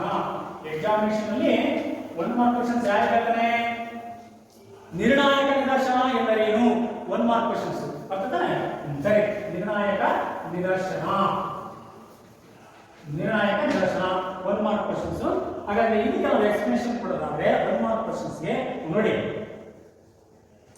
ಒಂದು ಘಟನೆ ವಿವರಿಸುವಲ್ಲಿ 2 ಅಥವಾ 2ಕ್ಕಿಂತ ಹೆಚ್ಚಿನ ಆಧಾರ ಕಲ್ಪನೆಗಳು ಸ್ಪರ್ಧೆಯಲ್ಲಿರ್ತವೆ, ಪ್ರತಿಸ್ಪರ್ಧೆಯಲ್ಲಿರ್ತವೆ, ಒಂದಕ್ಕೊಂದು ಸ್ಟ್ರಗಲ್, ವಿರುದ್ಧವಾಗಿರ್ತವೆ.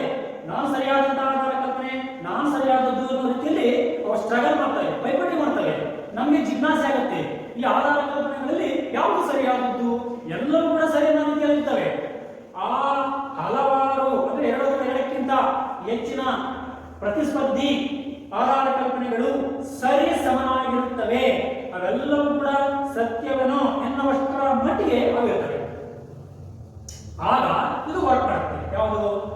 ಆ ಹಲವಾರು ಆಧಾರ ಕಲ್ಪನೆಗಳಲ್ಲಿ ಅಂದ್ರೆ ಸರಿ ಸಮನಾಗಿರುವಂತಹ ಸ್ಪರ್ಧೆಯಲ್ಲಿರ್ತಕ್ಕಂಥ ಆ ಆಧಾರ ಕಲ್ಪನೆಗಳಲ್ಲಿ ಯಾವುದು ಸರಿಯಾದದ್ದು, ಯಾವುದು ರುಜುವಾದದ್ದು ಎಂಬುದನ್ನ ನಿರ್ಧರಿಸುವುದೇ ಅಥವಾ ನಿರ್ಧರಿಸುವುದಕ್ಕೆ ನಿರ್ಣಾಯಕ ನಿದರ್ಶನ ಎಂದು ಹೆಸರು. 1 ಮಾರ್ಕ್ ಕ್ವಶನ್ಸ್ಗೆ ಬೆಸ್ಟ್ ಕ್ವಶನ್ ಕೇಳಬಹುದು ಪರೀಕ್ಷೆಯಲ್ಲಿ. ಯಾಕೆ ಹೇಳ್ತಾನೆ? ನಿರ್ಣಾಯಕ ನಿದರ್ಶನ ಎಂದರೇನು? ಅದಕ್ಕೆ ಡೆಫಿನೇಷನ್ ಸಂಕ್ಷಿಪ್ತ ಬರೀಬೇಕು, ನೋಟ್ಸ್ ಅಲ್ಲಿ ಬರ್ಸಿರ್ತೀವಿ. ಯಾಕೆ ನೋಡಿ, ಒಂದು ಘಟನೆ ವಿವರಿಸುವಲ್ಲಿ 2 ಅಥವಾ 2ಕ್ಕಿಂತ ಹೆಚ್ಚಿನ ಪ್ರತಿಸ್ಪರ್ಧಿ ಆಧಾರ ಕಲ್ಪನೆಗಳು ಸರಿಸಮನಾಗಿರುತ್ತವೆ. Full stop. ಅವುಗಳಲ್ಲಿ ಯಾವುದು ಸರಿಯಾದದ್ದು ಎಂಬುದನ್ನ ನಿರ್ಧರಿಸುವುದೇ ನಿರ್ಣಾಯಕ ನಿದರ್ಶನ ಎಂದು ಹೆಸರು. ಅದನ್ನ ನಿರ್ಣಾಯಕ ನಿದರ್ಶನ ಎಂದು ಹೆಸರು. 1 ಮಾರ್ಕ್ ಕ್ವಶನ್ಸ್ಗೆ ಕೇಳಿ ನೀವು ಬರೀಬೇಕು. ಅರ್ಥ ತಾನೆ? ಇನ್ನೊಂದು ಪಾಯಿಂಟ್ಸ್ ಬರೀರಿ ನೆಕ್ಸ್ಟ್ ಸ್ಟ್ಯಾಂಡರ್ಡ್. ಏನು? ನಿರ್ಣಾಯಕ ನಿದರ್ಶನವು ಒಂದು ಮಾರ್ಗದರ್ಶಿ ಕೈಕಂಬವಿದ್ದಂತೆ. ಯಾವುದಕ್ಕೆ ಮಾರ್ಗದರ್ಶಿ? 2 ಆಧಾರ ಕಲ್ಪನೆಗಳಿರ್ತಾವಲ್ಲ, ಒಂದು ಘಟನೆ ವಿವರಿಸುವಾಗ 2 ಅಥವಾ 2ಕ್ಕಿಂತ ಹೆಚ್ಚಿನ ಆಧಾರ ಕಲ್ಪನೆಗಳು, ಅವುಗಳಲ್ಲಿ ಯಾವುದು ಸರಿಯಾದದ್ದು ಎಂಬುದನ್ನ ಬೆರಳು ಮಾಡಿ ತೋರಿಸುವಂತದ್ದೇ ನಿರ್ಣಾಯಕ ನಿದರ್ಶನ. ಅರ್ಥ ತಾನೆ? ಇದು ಅದರ ಕಾರ್ಯಪ್ರವೃತ್ತಿ. ಅದಕ್ಕೆ ನಾವು ನಿರ್ಣಾಯಕ ನಿದರ್ಶನ ಅಂತ ಹೇಳುವಂಥದ್ದು. ಇದು ಮಾರ್ಗದರ್ಶಿ ಕೈಕಂಬ ಅಂತ ಯಾಕೆ ಹೇಳ್ತೀವಿ ಅಂದ್ರೆ, ಪಟ್ಟಣದಲ್ಲಿ ನೋಡ್ತೀವಿ, ಸಿಟಿಗಳಲ್ಲಿ ಏನು 4 ಕಡೆ ಕೂಡ ವೆಹಿಕಲ್ ಬರ್ತವೆ. ಅರ್ಥಾತ್ 4 ಕಡೆ ಬಂದಾಗ ಸಿಗ್ನಲ್ ಏನಾಗುತ್ತೆ? ಅಲ್ಲಿ ಸೂಚನಾ ಫಲಕ ಇರುತ್ತೆ. ಸಿಗ್ನಲ್ ಏನು ಕೈ ತೋರಿಸುತ್ತೆ, ಈ ಕಡೆ ಹೋಗಿ ಚಲಿಸಿ ಅಂತ ಹೇಳ್ಬಿಟ್ಟು. ಅದು ಯಾವ ಕಡೆ ಅದು ಗುರುತು ಮಾಡುತ್ತೋ ಸಿಂಪಲ್, ಅದ್ರ ಕಡೆ ನಾವು ಹೋಗ್ಬೇಕು. ಅದೇ ರೀತಿ ಇಲ್ಲೇನಾಗುತ್ತೆ? ನಿರ್ಣಾಯಕ ನಿದರ್ಶನ ಇಲ್ಲಿ ಘಟನೆ ವಿವರಿಸುವಲ್ಲಿ 2 ಅಥವಾ 2ಕ್ಕಿಂತ ಹೆಚ್ಚಿನ ಆಧಾರ ಕಲ್ಪನೆಗಳು ಅವು ಅಷ್ಟು ಕೂಡ ಸತ್ಯವೇನೋ ಎನ್ನುವಷ್ಟರ ಮಟ್ಟಿಗೆ ಅವು ಸರಿ ಸಮನಾಗಿರ್ತವೆ. ಅವುಗಳಲ್ಲಿ ಯಾವುದು ಸರಿಯಾದದ್ದು ಎಂಬುದನ್ನ ಗುರುಸುವಂತದ್ದೇ ಅಥವಾ ನಿರ್ಧರಿಸುವಂತದ್ದೇ ನಿರ್ಣಾಯಕ ನಿದರ್ಶನ. ಆ ಹಿನ್ನೆಲೆಯಲ್ಲಿ ನಾವು ಸೆಕೆಂಡ್ ಪಾರ್ಟ್ಸ್ಗೆಲ್ಲ ಬರೀತೀವಿ. ನಿರ್ಣಾಯಕ ನಿದರ್ಶನವು ಮಾರ್ಗದರ್ಶಿ ಕೈಕಂಬವಿದ್ದಂತೆ. ಅಂದ್ರೆ 2 ಅಥವಾ 2ಕ್ಕಿಂತ ಹೆಚ್ಚಿನ ಪ್ರತಿಸ್ಪರ್ಧಿ ಆಧಾರ ಕಲ್ಪನೆಗಳಲ್ಲಿ ಯಾವುದು ಸರಿಯಾದದ್ದು ಎಂಬುದನ್ನ ನಿರ್ಧರಿಸುವುದೇ ನಿರ್ಣಾಯಕ ನಿದರ್ಶನ. 1 ಮಾರ್ಕ್ ಕ್ವಶನ್ ಸಿಕ್ಕಿದ್ರೆ ಇದನ್ನು ಬರೀಬೇಕು. ನಾವು ನೋಟ್ಸ್ ಅದು ಕೂಡ ಬರ್ಸಿರ್ತೀವಿ. ಹಾಗಾದ್ರೆ ಇದು 1 ಮಾರ್ಕ್ ಕ್ವಶನ್ಸ್. ನೆಕ್ಸ್ಟ್ ನಾವಿಲ್ಲಿ ಈ ಟಾಪಿಕ್ ಅಲ್ಲಿ ಅಂದ್ರೆ ಆಧಾರ ಕಲ್ಪನೆ ಅಥವಾ ಪರಿಕಲ್ಪನೆಯಲ್ಲಿ ನೋಡಿ, ನೀವು ಕನ್ಫ್ಯೂಷನ್ ಮಾಡ್ಕೋಬಾರದು. ಚಾಪ್ಟರ್ 5th 5ನೇ ಚಾಪ್ಟರ್ ವೈಜ್ಞಾನಿಕ ವಿಧಾನ ಮತ್ತು ಆಧಾರ ಕಲ್ಪನೆ. ಇಂದಿನ ಕ್ಲಾಸ್ ಅಲ್ಲಿ ನಾವು ಈ ಚಾಪ್ಟರ್ ಕನ್ಸ್ ಮಾಡಿ ಹಿಂದೆ ಕ್ಲಾಸ್ ಮಾಡಿದ್ವಿ. ಚಾಪ್ಟರ್ ಅಲ್ಲಿ 5ನೇ ಚಾಪ್ಟರ್ ಅಲ್ಲಿ ಅದರಲ್ಲಿ ವೈಜ್ಞಾನಿಕ ವಿಧಾನ ಎಕ್ಸ್ಪ್ರೆಷನ್ ಆಗಿದೆ. 1 ಮಾರ್ಕ್ ಕ್ವಶನ್ಸ್ ವಿಜ್ಞಾನ ಎಂದರೇನು, what is science. 5 marks questions ವಿಜ್ಞಾನ ಮತ್ತು ಸಾಮಾನ್ಯ ಜ್ಞಾನಕ್ಕೂ ಇರುವ ವ್ಯತ್ಯಾಸವೇನು. ನೆಕ್ಸ್ಟ್ 1 ಮಾರ್ಕ್ ಕ್ವಶನ್ಸ್ ಅದರಲ್ಲಿ ವೈಜ್ಞಾನಿಕ ವಿಧಾನ ಎಂದರೇನು, ವಾಟ್ ಇಸ್ ಸೈಂಟಿಫಿಕ್ ಮೆಥಡ್. ಅರ್ಥ ತಾನೆ? ಅವೆಲ್ಲ ನೆಕ್ಸ್ಟ್ ಶಾಸ್ತ್ರೀಯ ಅಥವಾ ವೈಜ್ಞಾನಿಕ ವಿಧಾನದ ಲಕ್ಷಣಗಳು ಬರೆಯಿರಿ. ಡೆಫಿನೇಷನ್ ಅಂದ್ರೆ ವ್ಯಾಖ್ಯಾನ. ನೆಕ್ಸ್ಟ್ ದತ್ತಾಂಶಗಳ ಸಂಗ್ರಹ. 3ನೇದು ಸಾಮಾನ್ಯೀಕರಣ ಜನರಲೈಸೇಷನ್. 4 ಹೈಪೋಥೆಸಿಸ್ ಆಧಾರ ಕಲ್ಪನೆ. 5 ಪರಿಶೀಲನೆ ಮತ್ತು ಸಾಕ್ಷ್ಯ ಪ್ರೂಫ್ ಅಂಡ್ ವೆರಿಫಿಕೇಶನ್. ಇವು ವೈಜ್ಞಾನಿಕ ವಿಧಾನದಲ್ಲಿ ಬರ್ತಕ್ಕಂಥ ಕ್ವಶನ್ಸ್ ಎಕ್ಸ್ಪ್ರೆಷನ್ ಆಗಿದೆ. ಈ ನಾವು ಏನು ಇವತ್ತು ಪ್ರಸ್ತುತ ತರಗತಿಯಲ್ಲಿ ಕ್ಲಾಸ್ ಮಾಡಿರುವ ಅದು ಈ ಭಾಗ ಆಧಾರ ಕಲ್ಪನೆ. ಈ ಆಧಾರ ಕಲ್ಪನೆಯಲ್ಲಿ ನಾವು 1 ಮಾರ್ಕ್ ಕ್ವಶನ್ಸ್ ಯಾಕೆ ಹೇಳ್ತೇನೆ ವಾಟ್ ಈಸ್ ಹೈಪೋಥೆಸಿಸ್, ಉಪಕಲ್ಪನೆ ಎಂದರೇನು ಅಥವಾ ಆಧಾರ ಕಲ್ಪನೆ ಎಂದರೇನು ಅಂತ ಕೂಡ ಆ ಎರಡು ಪದಗಳಲ್ಲಿ ಯಾವುದಾದ್ರು ಕೇಳಬೇಕು. 1 ಮಾರ್ಕ್ ಕ್ವೆಶ್ಚನ್ಸ್ ಎಕ್ಸ್ಪ್ಲೆನೇಷನ್ ಮಾಡಿದ್ದೀನಿ. 5 ಮಾರ್ಕ್ಸ್ ಕ್ವೆಶ್ಚನ್ಸ್ ಯಾವುದು ಹೇಳಿದ್ವಿ? 5 ಮಾರ್ಕ್ಸ್ ಕ್ವೆಶ್ಚನ್ಸ್ಗೆ ಪಿಕೆ ರೇ ಎಂಬ ತಜ್ಞರ ಪ್ರಕಾರ ಆಧಾರ ಕಲ್ಪನೆಯ ಬೆಳವಣಿಗೆಯ ಹಂತಗಳು ನಿರೂಪಿಸಿ, ಅದು 5 marks questions. Next 1 mark questions ಹೇಳಿದ್ವಿ ಈ ಭಾಗದಲ್ಲಿ, ಯಾವುದು ನಿರ್ಣಾಯಕ ನಿದರ್ಶನ ಎಂದರೇನು, 1 ಮಾರ್ಕ್ ಕ್ವೆಶ್ಚನ್ಸ್. ಮತ್ತೆ ಇದೇ ಸಬ್ಜೆಕ್ಟ್ನಲ್ಲೇ ಮತ್ತೆ ಇನ್ನು ನಮಗೆ ಸಿಲೆಬಸ್ ಇದ್ರದ್ದು ಎಕ್ಸ್ಪ್ರೆಷನ್ ಇದೆ ಮ್ಯಾಟರ್. ನೆಕ್ಸ್ಟ್ ನಾವು ಇಲ್ಲಿ 5 ಮಾರ್ಕ್ಸ್ ಕ್ವೆಶ್ಚನ್ಸ್ ಇದೇ ಆಧಾರ ಕಲ್ಪನೆ ಸಬ್ಜೆಕ್ಟ್ನಲ್ಲಿ ಕೇಳುವಂತ ಚಾನ್ಸಸ್ ಇರುತ್ತೆ. ಯಾವುದು 5 ಮಾರ್ಕ್ಸ್ ಕ್ವೆಶ್ಚನ್ಸ್ಗೆ ಸಿಂಧು ಅಥವಾ ಸಮಂಜಸ ಆಧಾರ ಕಲ್ಪನೆಯ ಲಕ್ಷಣಗಳು ನಿರೂಪಿಸಿರಿ ಅಂತ ಹೇಳ್ಬಿಟ್ಟು 5 ಮಾರ್ಕ್ಸ್ ಕ್ವೆಶ್ಚನ್ಸ್ ಅನ್ನ ಆನ್ಲೈನ್ ಎಕ್ಸಾಮಿನೇಷನ್ ಅಲ್ಲಿ ಕೇಳ್ತಾರೆ. ಅಥವಾ ಇದೆಷ್ಟು 5 ಮಾರ್ಕ್ಸ್ ಕ್ವೆಶ್ಚನ್ಸ್ ಸಿಂಧು ಅಥವಾ ಸಮಂಜಸ. ಈ ಸಿಂಧು ಅಂದ್ರೆ ಪದಶಾಸ್ತ್ರ, ಸಿಂಧು ಅಂದ್ರೆ ಸರಿಯಾದದ್ದು, ಸರಿಯಾದ ಆಧಾರ ಕಲ್ಪನೆ ಅಂತ ಹೇಳ್ತೀವಿ. ಅರ್ಥನೇ 5 ಮಾರ್ಕ್ಸ್ ಕ್ವೆಶ್ಚನ್ಸ್ ಗಳಲ್ಲಿ 5 ಮಾರ್ಕ್ಸ್ ಕ್ವೆಶ್ಚನ್ಸ್ ಕ್ವಶನ್ ಯಾಕಂದ್ರೆ ಸಿಂಧು ಅಥವಾ ಸಮಂಜಸ ಆಧಾರ ಕಲ್ಪನೆಯ ಲಕ್ಷಣಗಳು ಬರೆಯಿರಿ ಅಂತ ಕೇಳ್ತಾರೆ. ಹಾಗಾದ್ರೆ 5 ಮಾರ್ಕ್ಸ್ ಕೇಳಿದಾಗ ಇಲ್ಲಿ ನೀವು ಯಾಕೆ ಹೇಳಬೇಕು?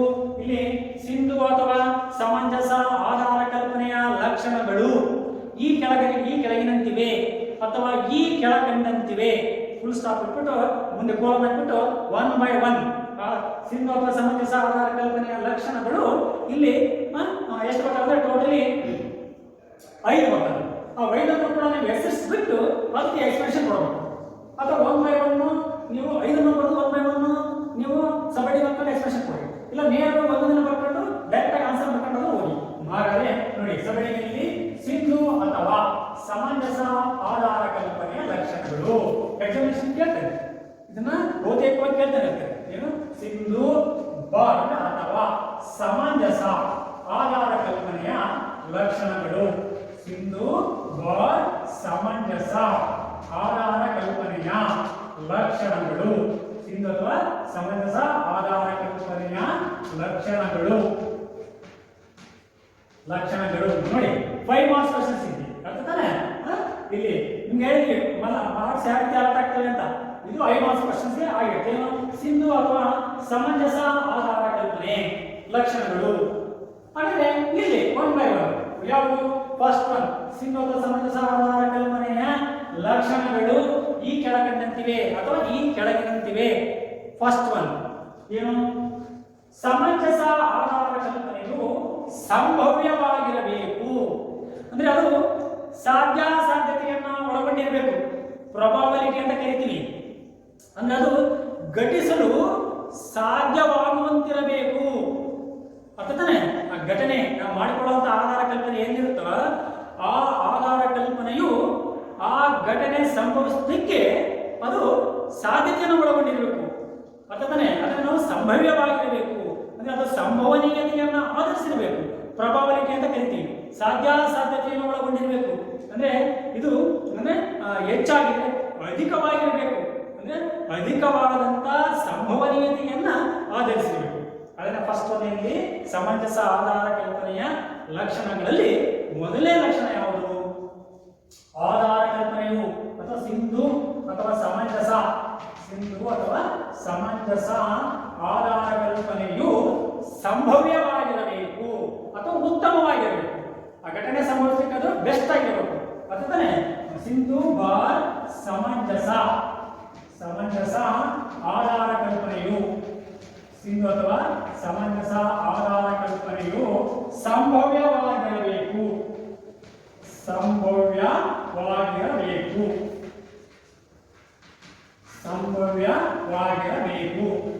Full stop.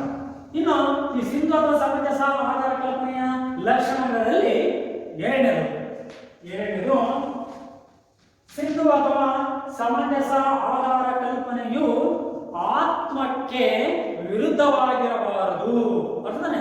ಅಂದ್ರೆ ಅದು ಪೂರಕವಾಗಿರಬೇಕು. ನೋಡಿ, ಸಿಂಧು ಅಥವಾ ಸಮಂಜಸ ಆಧಾರ ಕಲ್ಪನೆಯು ಆತ್ಮಕ್ಕೆ ವಿರುದ್ಧವಾಗಿರಬಾರದು.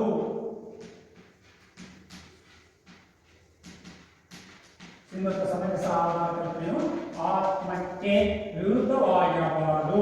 ಇದು ಇದು ಸಮಂಜಸ ಆಧಾರ ಕಲ್ಪನೆಯ ಎರಡನೇ ಲಕ್ಷಣ.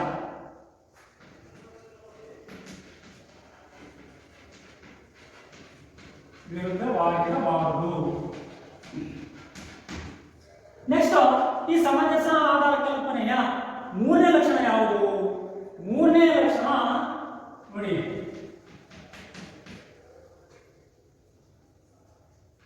ಮೂರನೇ ಲಕ್ಷಣ ಇಲ್ಲಿ ಈಗಾಗಲೇ ಸ್ಥಿರೀಕರಿಸಲಾದ ಆಧಾರ ಕಲ್ಪನೆಗೆ ನೂತನ ಆಧಾರ ಕಲ್ಪನೆಯು ವಿರುದ್ಧವಾಗಿರಬಾರದು. ಅರ್ಥನೇ? ಅದನ್ನು ಅನುಮೋದಿಸುವಂತೆ ಇರಬೇಕು, ಅದನ್ನು ಒಪ್ಪುವಂತೆ ಇರಬೇಕು. ಅರ್ಥನೇ? ಈಗ ಒಂದು ಘಟನೆ ಹಿಂದೆ ಸಂಭವಿಸಿರುತ್ತೆ, ಅದಕ್ಕೆ ನಾವು ಕಾರಣವನ್ನು ಕೊಟ್ಟಿರ್ತೀವಿ. ಮತ್ತೆ ಪುನಃ ಆ ಘಟನೆ ಸಂಭವಿಸಿದಾಗ ನಾವು ಕೊಡುವಂತ ಕಾರಣ ಅಂದ್ರೆ ಆ ನೂತನ ಕಾರಣ, ಹೊಸದಾಗಿ ನಾವೇನೋ ಮತ್ತೆ ನಾವು ಕಲ್ಪನೆಯನ್ನು ಮಾಡಿಕೊಂಡ್ರೆ ಆ ಘಟನೆಗೆ ಸಂಬಂಧಿಸಿದಂತ ಆ ನೂತನ ಆಧಾರ ಕಲ್ಪನೆ ಈಗಾಗಲೇ ಹಿಂದೆ ಸಂಭವಿಸಿದಂತ ಏನು ಘಟನೆ ಇರುತ್ತೋ ಅದೇ ಘಟನೆ, ಅದಕ್ಕೆ ಸಂಬಂಧಿಸಿದಂತ ಆಧಾರ ಕಲ್ಪನೆಯನ್ನೇ ನಾವು ಮತ್ತೆ ಪುನಃ ಕೊಡಬೇಕಾಗುತ್ತೆ. ಅರ್ಥನೇ? ರೀಸನ್, ಕಾರಣವನ್ನು. ಅದನ್ನ ಬಿಟ್ಟು ನಾವು ಅದಕ್ಕೆ ವ್ಯತಿರಿಕ್ತವಾಗಿ ಅಥವಾ ಈಗ ನೂತನವಾಗಿ ಕೊಡುವಂತ ಆಧಾರ ಕಲ್ಪನೆ ಅದು ವಿರುದ್ಧವಾಗಿದ್ರೆ ಅಂತ ಆಧಾರ ಕಲ್ಪನೆ ನಾವು ಏನು ಕರಿತೀವಿ ಅಂದ್ರೆ, ಇಲ್ಲಿ ಈಗಾಗಲೇ ಸ್ಥಿರೀಕರಿಸಲಾದ ಆಧಾರ ಕಲ್ಪನೆಗೆ ನೂತನ ಉಪಕಲ್ಪನೆಯು ವಿರುದ್ಧವಾಗಿರಬಾರದು. ಒಂದು ಘಟನೆ ಹಿಂದೆ ಸಂಭವಿಸಿರುತ್ತೆ. ಉದಾಹರಣೆಗೆ ಮಲೇರಿಯಾ ರೋಗ ಬಂದಿರುತ್ತಪ್ಪ.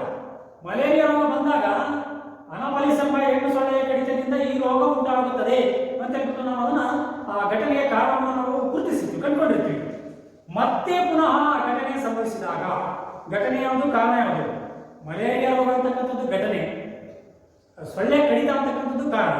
ಮತ್ತೆ ಪುನಃ ಆ ಘಟನೆ ಸಂಭವಿಸಿದಾಗ ಸೊಳ್ಳೆಯ ಕಡಿತದಿಂದ ಉಂಟಾಗುತ್ತದೆ ಎಂದು ನಾವು ಹಿಂದೆ ಯಾವ ರೀತಿಯಾಗಿ ಕಾರಣವನ್ನು ನಾವು ಕಂಡುಕೊಂಡಿದ್ವೋ ಅದೇ ಕಾರಣವನ್ನ ಮತ್ತೆ ಪುನಃ ನಾವು ಘಟನೆ ಸಂಭವಿಸಿದಾಗ ಕೊಡಬೇಕು.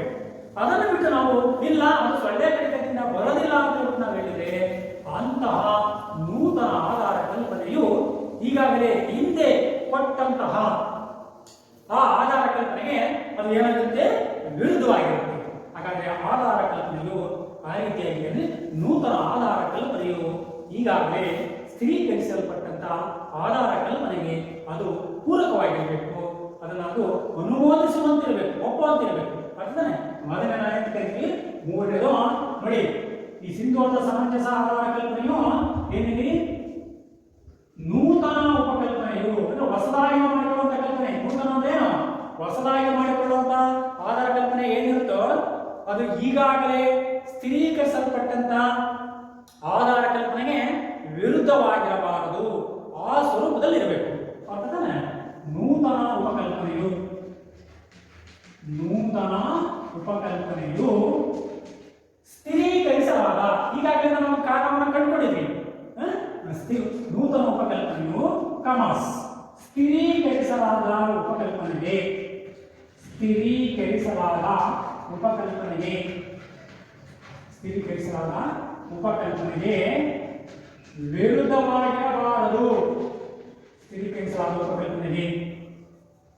ವಿರುದ್ಧವಾಗಿರಬಾರದು.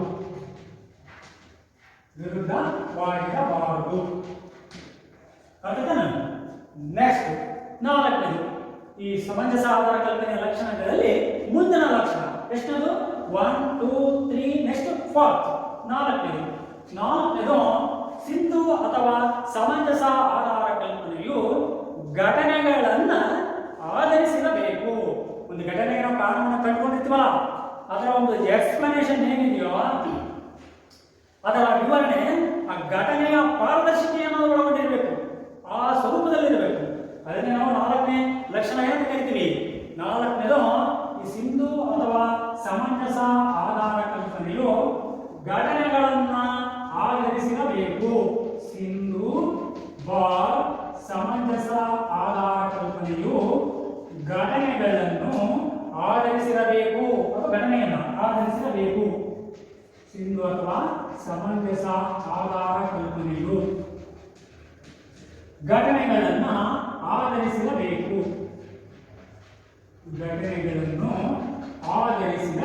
ಘಟನೆಗಳನ್ನು ಒಳಗೊಂಡಿರಬೇಕು ಅಂತ ವಿವರಣೆ. ಆ ಘಟನೆಯನ್ನ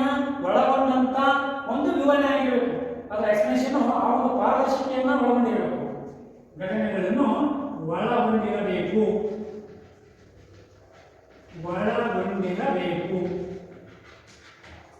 ನೆಕ್ಸ್ಟ್ ಲಾಸ್ಟ್ ಒನ್, ಐದನೇದು. ಈ ಸಿಂಧು ಅಥವಾ ಸಮಂಜಸ ಆಧಾರ ಕಲ್ಪನೆಯ ಲಕ್ಷಣಗಳಲ್ಲಿ ಲಾಸ್ಟ್ ಒನ್, ಐದನೇದು ಯಾವುದು? ಐದನೇದು ಫಿಫ್ತ್, ಸಿಂಧು ಅಥವಾ ಸಮಂಜಸ ಆಧಾರ ಕಲ್ಪನೆಯು ಯಥೋಚಿತವಾಗಿರಬೇಕು. ಯಥೋಚಿತ ಅಂದ್ರೆ ಪದಶಾಸ್ತ್ರ, ಅದರ ಇನ್ನೊಂದು ಮೀನಿಂಗು ಇದ್ದುದನ್ನ ಇದ್ದ ಹಾಗೆಯೇ ಸಾದರಪಡಿಸುವಂತಿರಬೇಕು. ಅಂದ್ರೆ ಇಲ್ಲಿ ಕೂಡ ನಾವು ಪಾರದರ್ಶಿಕೆ ಅಂತ ಪದವನ್ನು ಬಳಸ್ತೀವಿ. ಪಾರದರ್ಶಿಕೆ ಅಂದ್ರೆ ಏನು? ಆಸ್ ಇಟ್ ಈಸ್, ಯಥಾರ್ಥತೆಯನ್ನು ಒಳಗೊಂಡಿರಬೇಕು, ವಸ್ತು ಸ್ಥಿತಿಯನ್ನ ಅದು ಆಧರಿಸಿರಬೇಕು. ಅರ್ಥತಾನೆ? ಅದನ್ನ ನಾವು ಕರಿತೀವಿ ಯಥೋಚಿತವಾದದ್ದು. ಅಂದ್ರೆ ಇದ್ದದನ್ನ ಇದ್ದ ಹಾಗೆ ಹೇಳುವಂಥದ್ದು.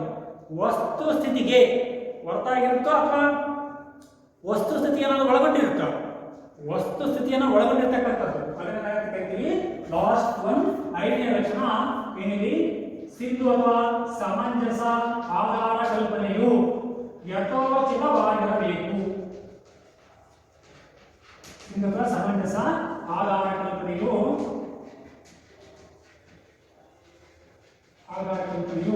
ಯಥೋಚಿತವಾಗಿರಬೇಕು.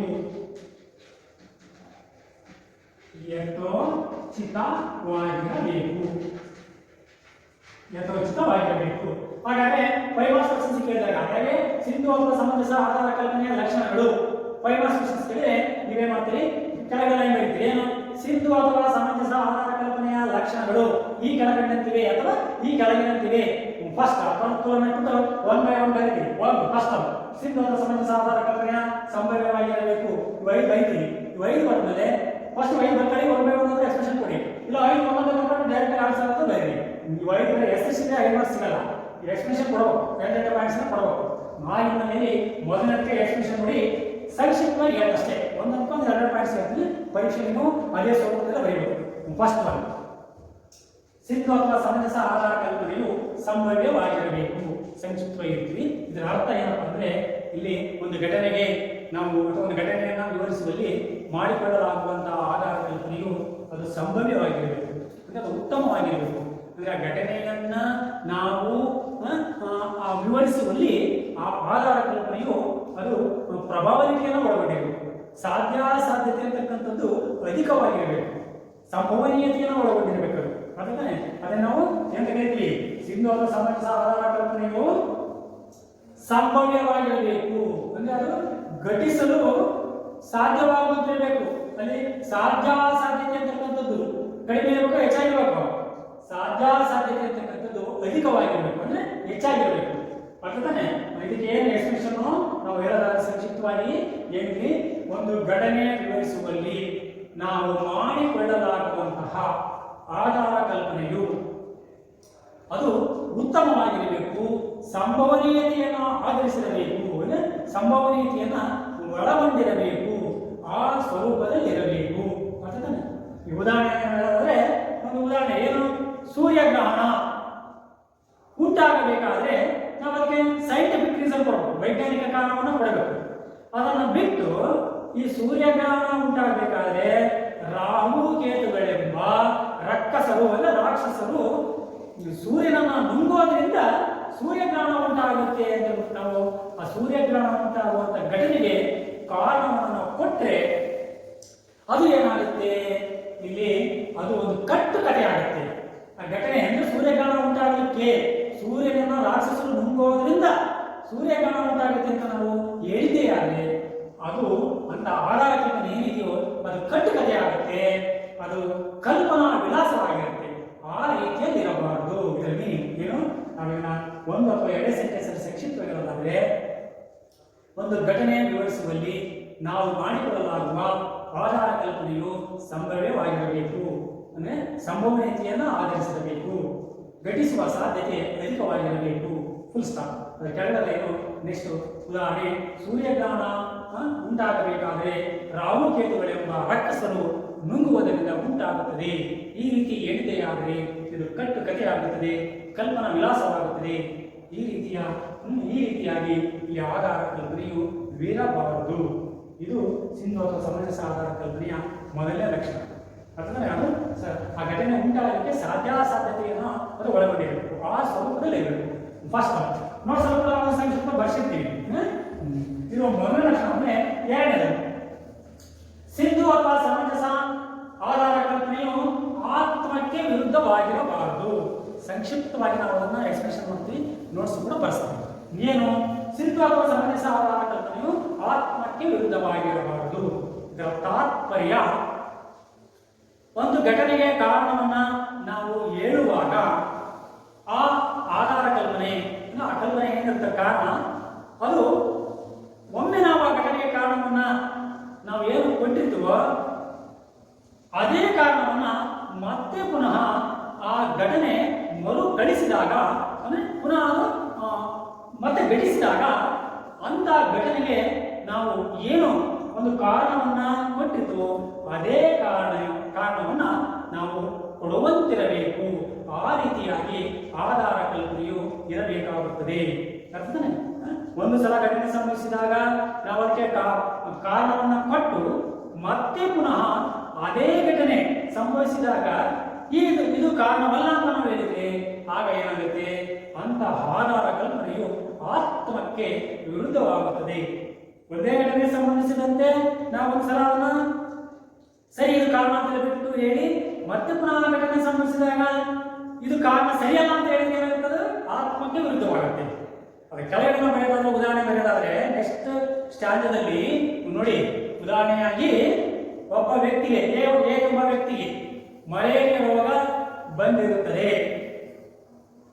ಮಲೇರಿಯಾ ರೋಗ ಉಂಟಾಗಲು ಹೆಣ್ಣು ಸೊಳ್ಳೆಯ ಕಡಿತದಿಂದ, ಅನಾಫಲಿಸ್ ಎಂಬ ಹೆಣ್ಣು ಸೊಳ್ಳೆಯ ಕಡಿತದಿಂದ ಉಂಟಾಗುತ್ತದೆ ಎಂದು ಹೇಳಲಾಗಿದ್ದು ಕಮಸ್.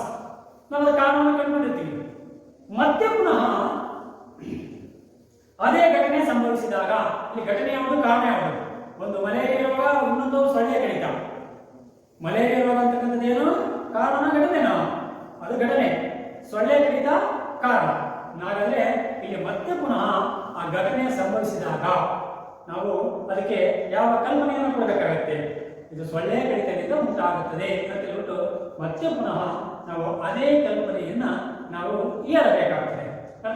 ಅದನ್ನು ಬಿಟ್ಟು ನಾವು ಹಿಂದೆ ಮಲೇರಿಯಾ ರೋಗ ಬಂದಾಗ ಸೊಳ್ಳೆ ಕಡಿತದಿಂದ ಬಂದಿರ್ತದೆ ಅಂತ ಹೇಳ್ಬಿಟ್ಟು ಮತ್ತೆ ಪುನಃ ನಾವು ರೋಗ ಬಂದಾಗ ಇಲ್ಲ ಇದು ಸೊಳ್ಳೆ ಕಡಿತದಿಂದ ಬರೋದಿಲ್ಲ ಅಂತ ನಾವು ಹೇಳಿದ್ರೆ ಹಾಗೆ ಏನಾಗುತ್ತೆ? ಅಂತಹ ಆಧಾರ ಕಲ್ಪನೆಯು ಆತ್ಮಕ್ಕೆ ವಿರುದ್ಧವಾಗುತ್ತೆ. ಒಮ್ಮೆ ಸರಿಯಾದಂಥದ್ದು, ಒಮ್ಮೆ ಸರಿಯಲ್ಲ ಅಂತ ಹೇಳುವಂಥದ್ದು, ಅದು ಆತ್ಮಕ್ಕೆ ಏನಾಗುತ್ತೆ? ವಿರುದ್ಧವಾಗಿರುತ್ತೆ. ಈ ರೀತಿಯಾಗಿ ಆಧಾರ ಕಲ್ಪನೆಯು ಇರಬಾರದು. ಇದು ಸಮಂಜಸ ಆಧಾರ ಕಲ್ಪನೆಯ ಲಕ್ಷಣ. ಬೇರೆದಾಯ್ತಾ? ನೆಕ್ಸ್ಟ್ ಇನ್ನು ಸಮಂಜಸ ಆಧಾರ ಕಲ್ಪನೆಯ ಲಕ್ಷಣದಲ್ಲಿ ಮೂರನೇದು ಯಾವುದು? ನೂತನ ಉಪಕಲ್ಪನೆಯು. ನೂತನ ಅಂದ್ರೆ ಪದಶಾಸ್ತ್ರ ಹೊಸದೇ ಒಳಗ, ನೂತನ ಅಂದ್ರೆ ಹೊಸದಾದ ಆಧಾರ ಕಲ್ಪನೆಯು ಸ್ಥಿರೀಕರಿಸಲಾದ, ಅಂದ್ರೆ ಈಗಾಗಲೇ ಹೇಳಲಾದಂತ ಉಪಕಲ್ಪನೆಗೆ ಅದು ವಿರುದ್ಧವಾಗಿರಬಾರದು. ಇದರರ್ಥ ಏನಪ್ಪ ಅಂದ್ರೆ, ಇಲ್ಲಿ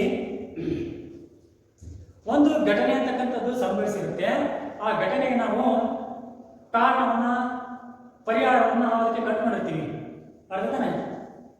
ಮತ್ತೆ ಪುನಃ ಆ ಘಟನೆ ಸಂಭವಿಸಿದಾಗ ನಾವು ಆ ಘಟನೆಗೆ ಕಾರಣವನ್ನ ಅನ್ವೇಷಿಸುವಂಥದ್ದು, ಅಂದ್ರೆ ಆ ಒಂದು ಕ್ರಿಯೆ ಏನಿದೆಯೋ ಆ ಕ್ರಿಯೆ, ಅಂದ್ರೆ ಆ ಒಂದು ನೂತನ ಉಪಕಲ್ಪನೆ ಅಂತಕ್ಕಂಥದ್ದು, ಕಾರ್ಯಾರಂಭದ ಉಪಕಲ್ಪನೆ ಅಂತಕ್ಕಂಥದ್ದು ಅದು ಈಗಾಗಲೇ ಸ್ಥಿರೀಕರಿಸಲ್ಪಟ್ಟಂತ, ಅಂದ್ರೆ ಹಿಂದೆ ಹೇಳಲ್ಪಟ್ಟಂತ ಆಧಾರ ಕಲ್ಪನೆಯನ್ನ ಅದು ಅನುಮೋದಿಸುವಂತಿರಬೇಕು, ಅದನ್ನು ಒಪ್ಪುವಂತೆ ಇರಬೇಕು.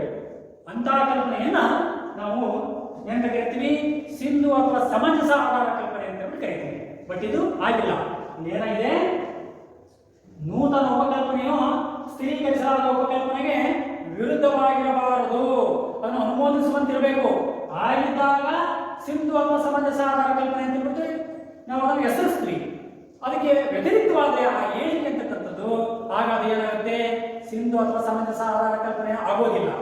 ಅರ್ಥನೇ? ಆ ರೀತಿ ಇರಬಾರದು. ಅರ್ಥನೇ? ಅದಕ್ಕೆ ನಾವು ಉದಾಹರಣೆ ಕೊಡೋದು ಮುಖ್ಯನ.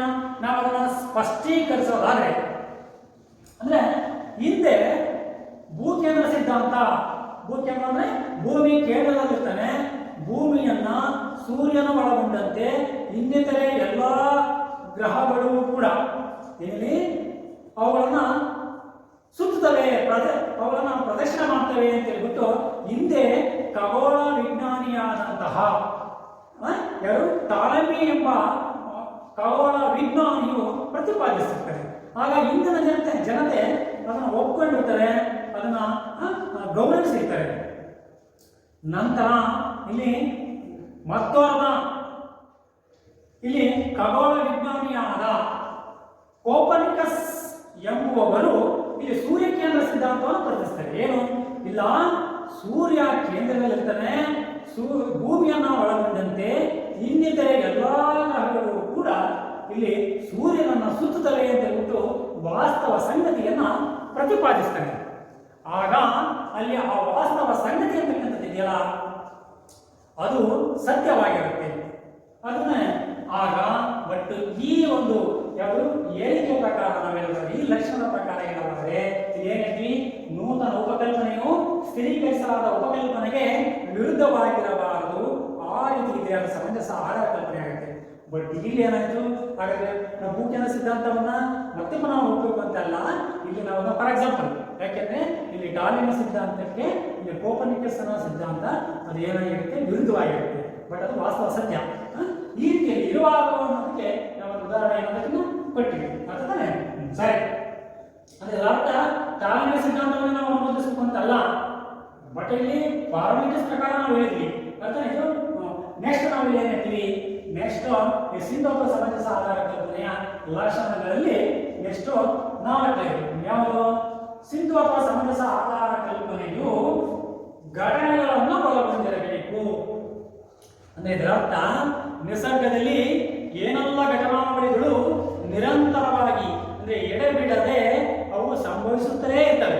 ಹೋಗ್ತಾರೆ, ಸಾಯ್ತಾರೆ, ಒಲೆ ತಿಂತಾರೆ, ಸಾಯ್ತಾರೆ. ಅರ್ಥನೇ? ಇದರ ಅರ್ಥ ಏನಂದ್ರೆ ಈ ಪ್ರಪಂಚ ಅಂತಕ್ಕಂಥದ್ದು ಸ್ತಬ್ಧ ಇಲ್ಲ, ನ್ಯೂಟ್ರಲ್, ಇದು ಸದಾ ಏನು ಕ್ರಿಯಾಯುತವಾದದ್ದು, ಚಲನಾಶೀಲವಾದದ್ದು. ಅರ್ಥನೇ? ಇದು ನ್ಯೂಟ್ರಲ್, ಸ್ತಬ್ಧ ಅಲ್ಲ, ಚಟುವಟಿಕೆಯಿಂದ ಕೂಡಿರ್ತಕ್ಕಂಥದ್ದು.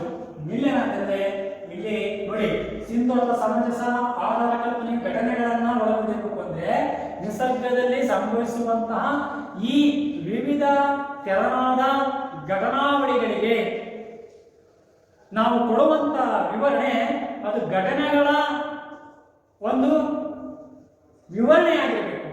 ಘಟನೆಗಳನ್ನ ಅದು ಕೊಡ್ತಕ್ಕಂಥ ಮ್ಯಾಟರ್ ಏನಿದೆಯೋ ಸಬ್ಜೆಕ್ಟ್, ಅದು ಘಟನೆಯ ವಿವರಣೆ ಆಗಿರಬೇಕು. ಆ ಘಟನೆ ಘಟಿಸುವಂತ ಒಂದು ಪಾರದರ್ಶಕ ಆಗಿರಬೇಕು. ಅರ್ಥನೇ? ಅವನು ಯಾಕೆ ಸತ್ತ ಅಂದ್ರೆ ಇದಕ್ಕೆ ಸತ್ತ ಅಂತ ಹೇಳ್ಬಿಟ್ಟು. ಅರ್ಥನೇ? ಯಾಕಂದ್ರೆ ಒಬ್ಬ ವ್ಯಕ್ತಿ ಅವನು ಸುಸೈಡ್ ಮಾಡ್ಕೊಂಡೇನೆ ಅಂದ್ರೆ ಅದಕ್ಕೆ ಆ ಘಟನೆಗೆ ನಾವು ನಾನಾ ರೀತಿಯಾಗಿ ಆಲೋಚಿಸುವುದಲ್ಲ. ಅರ್ಥನೇ?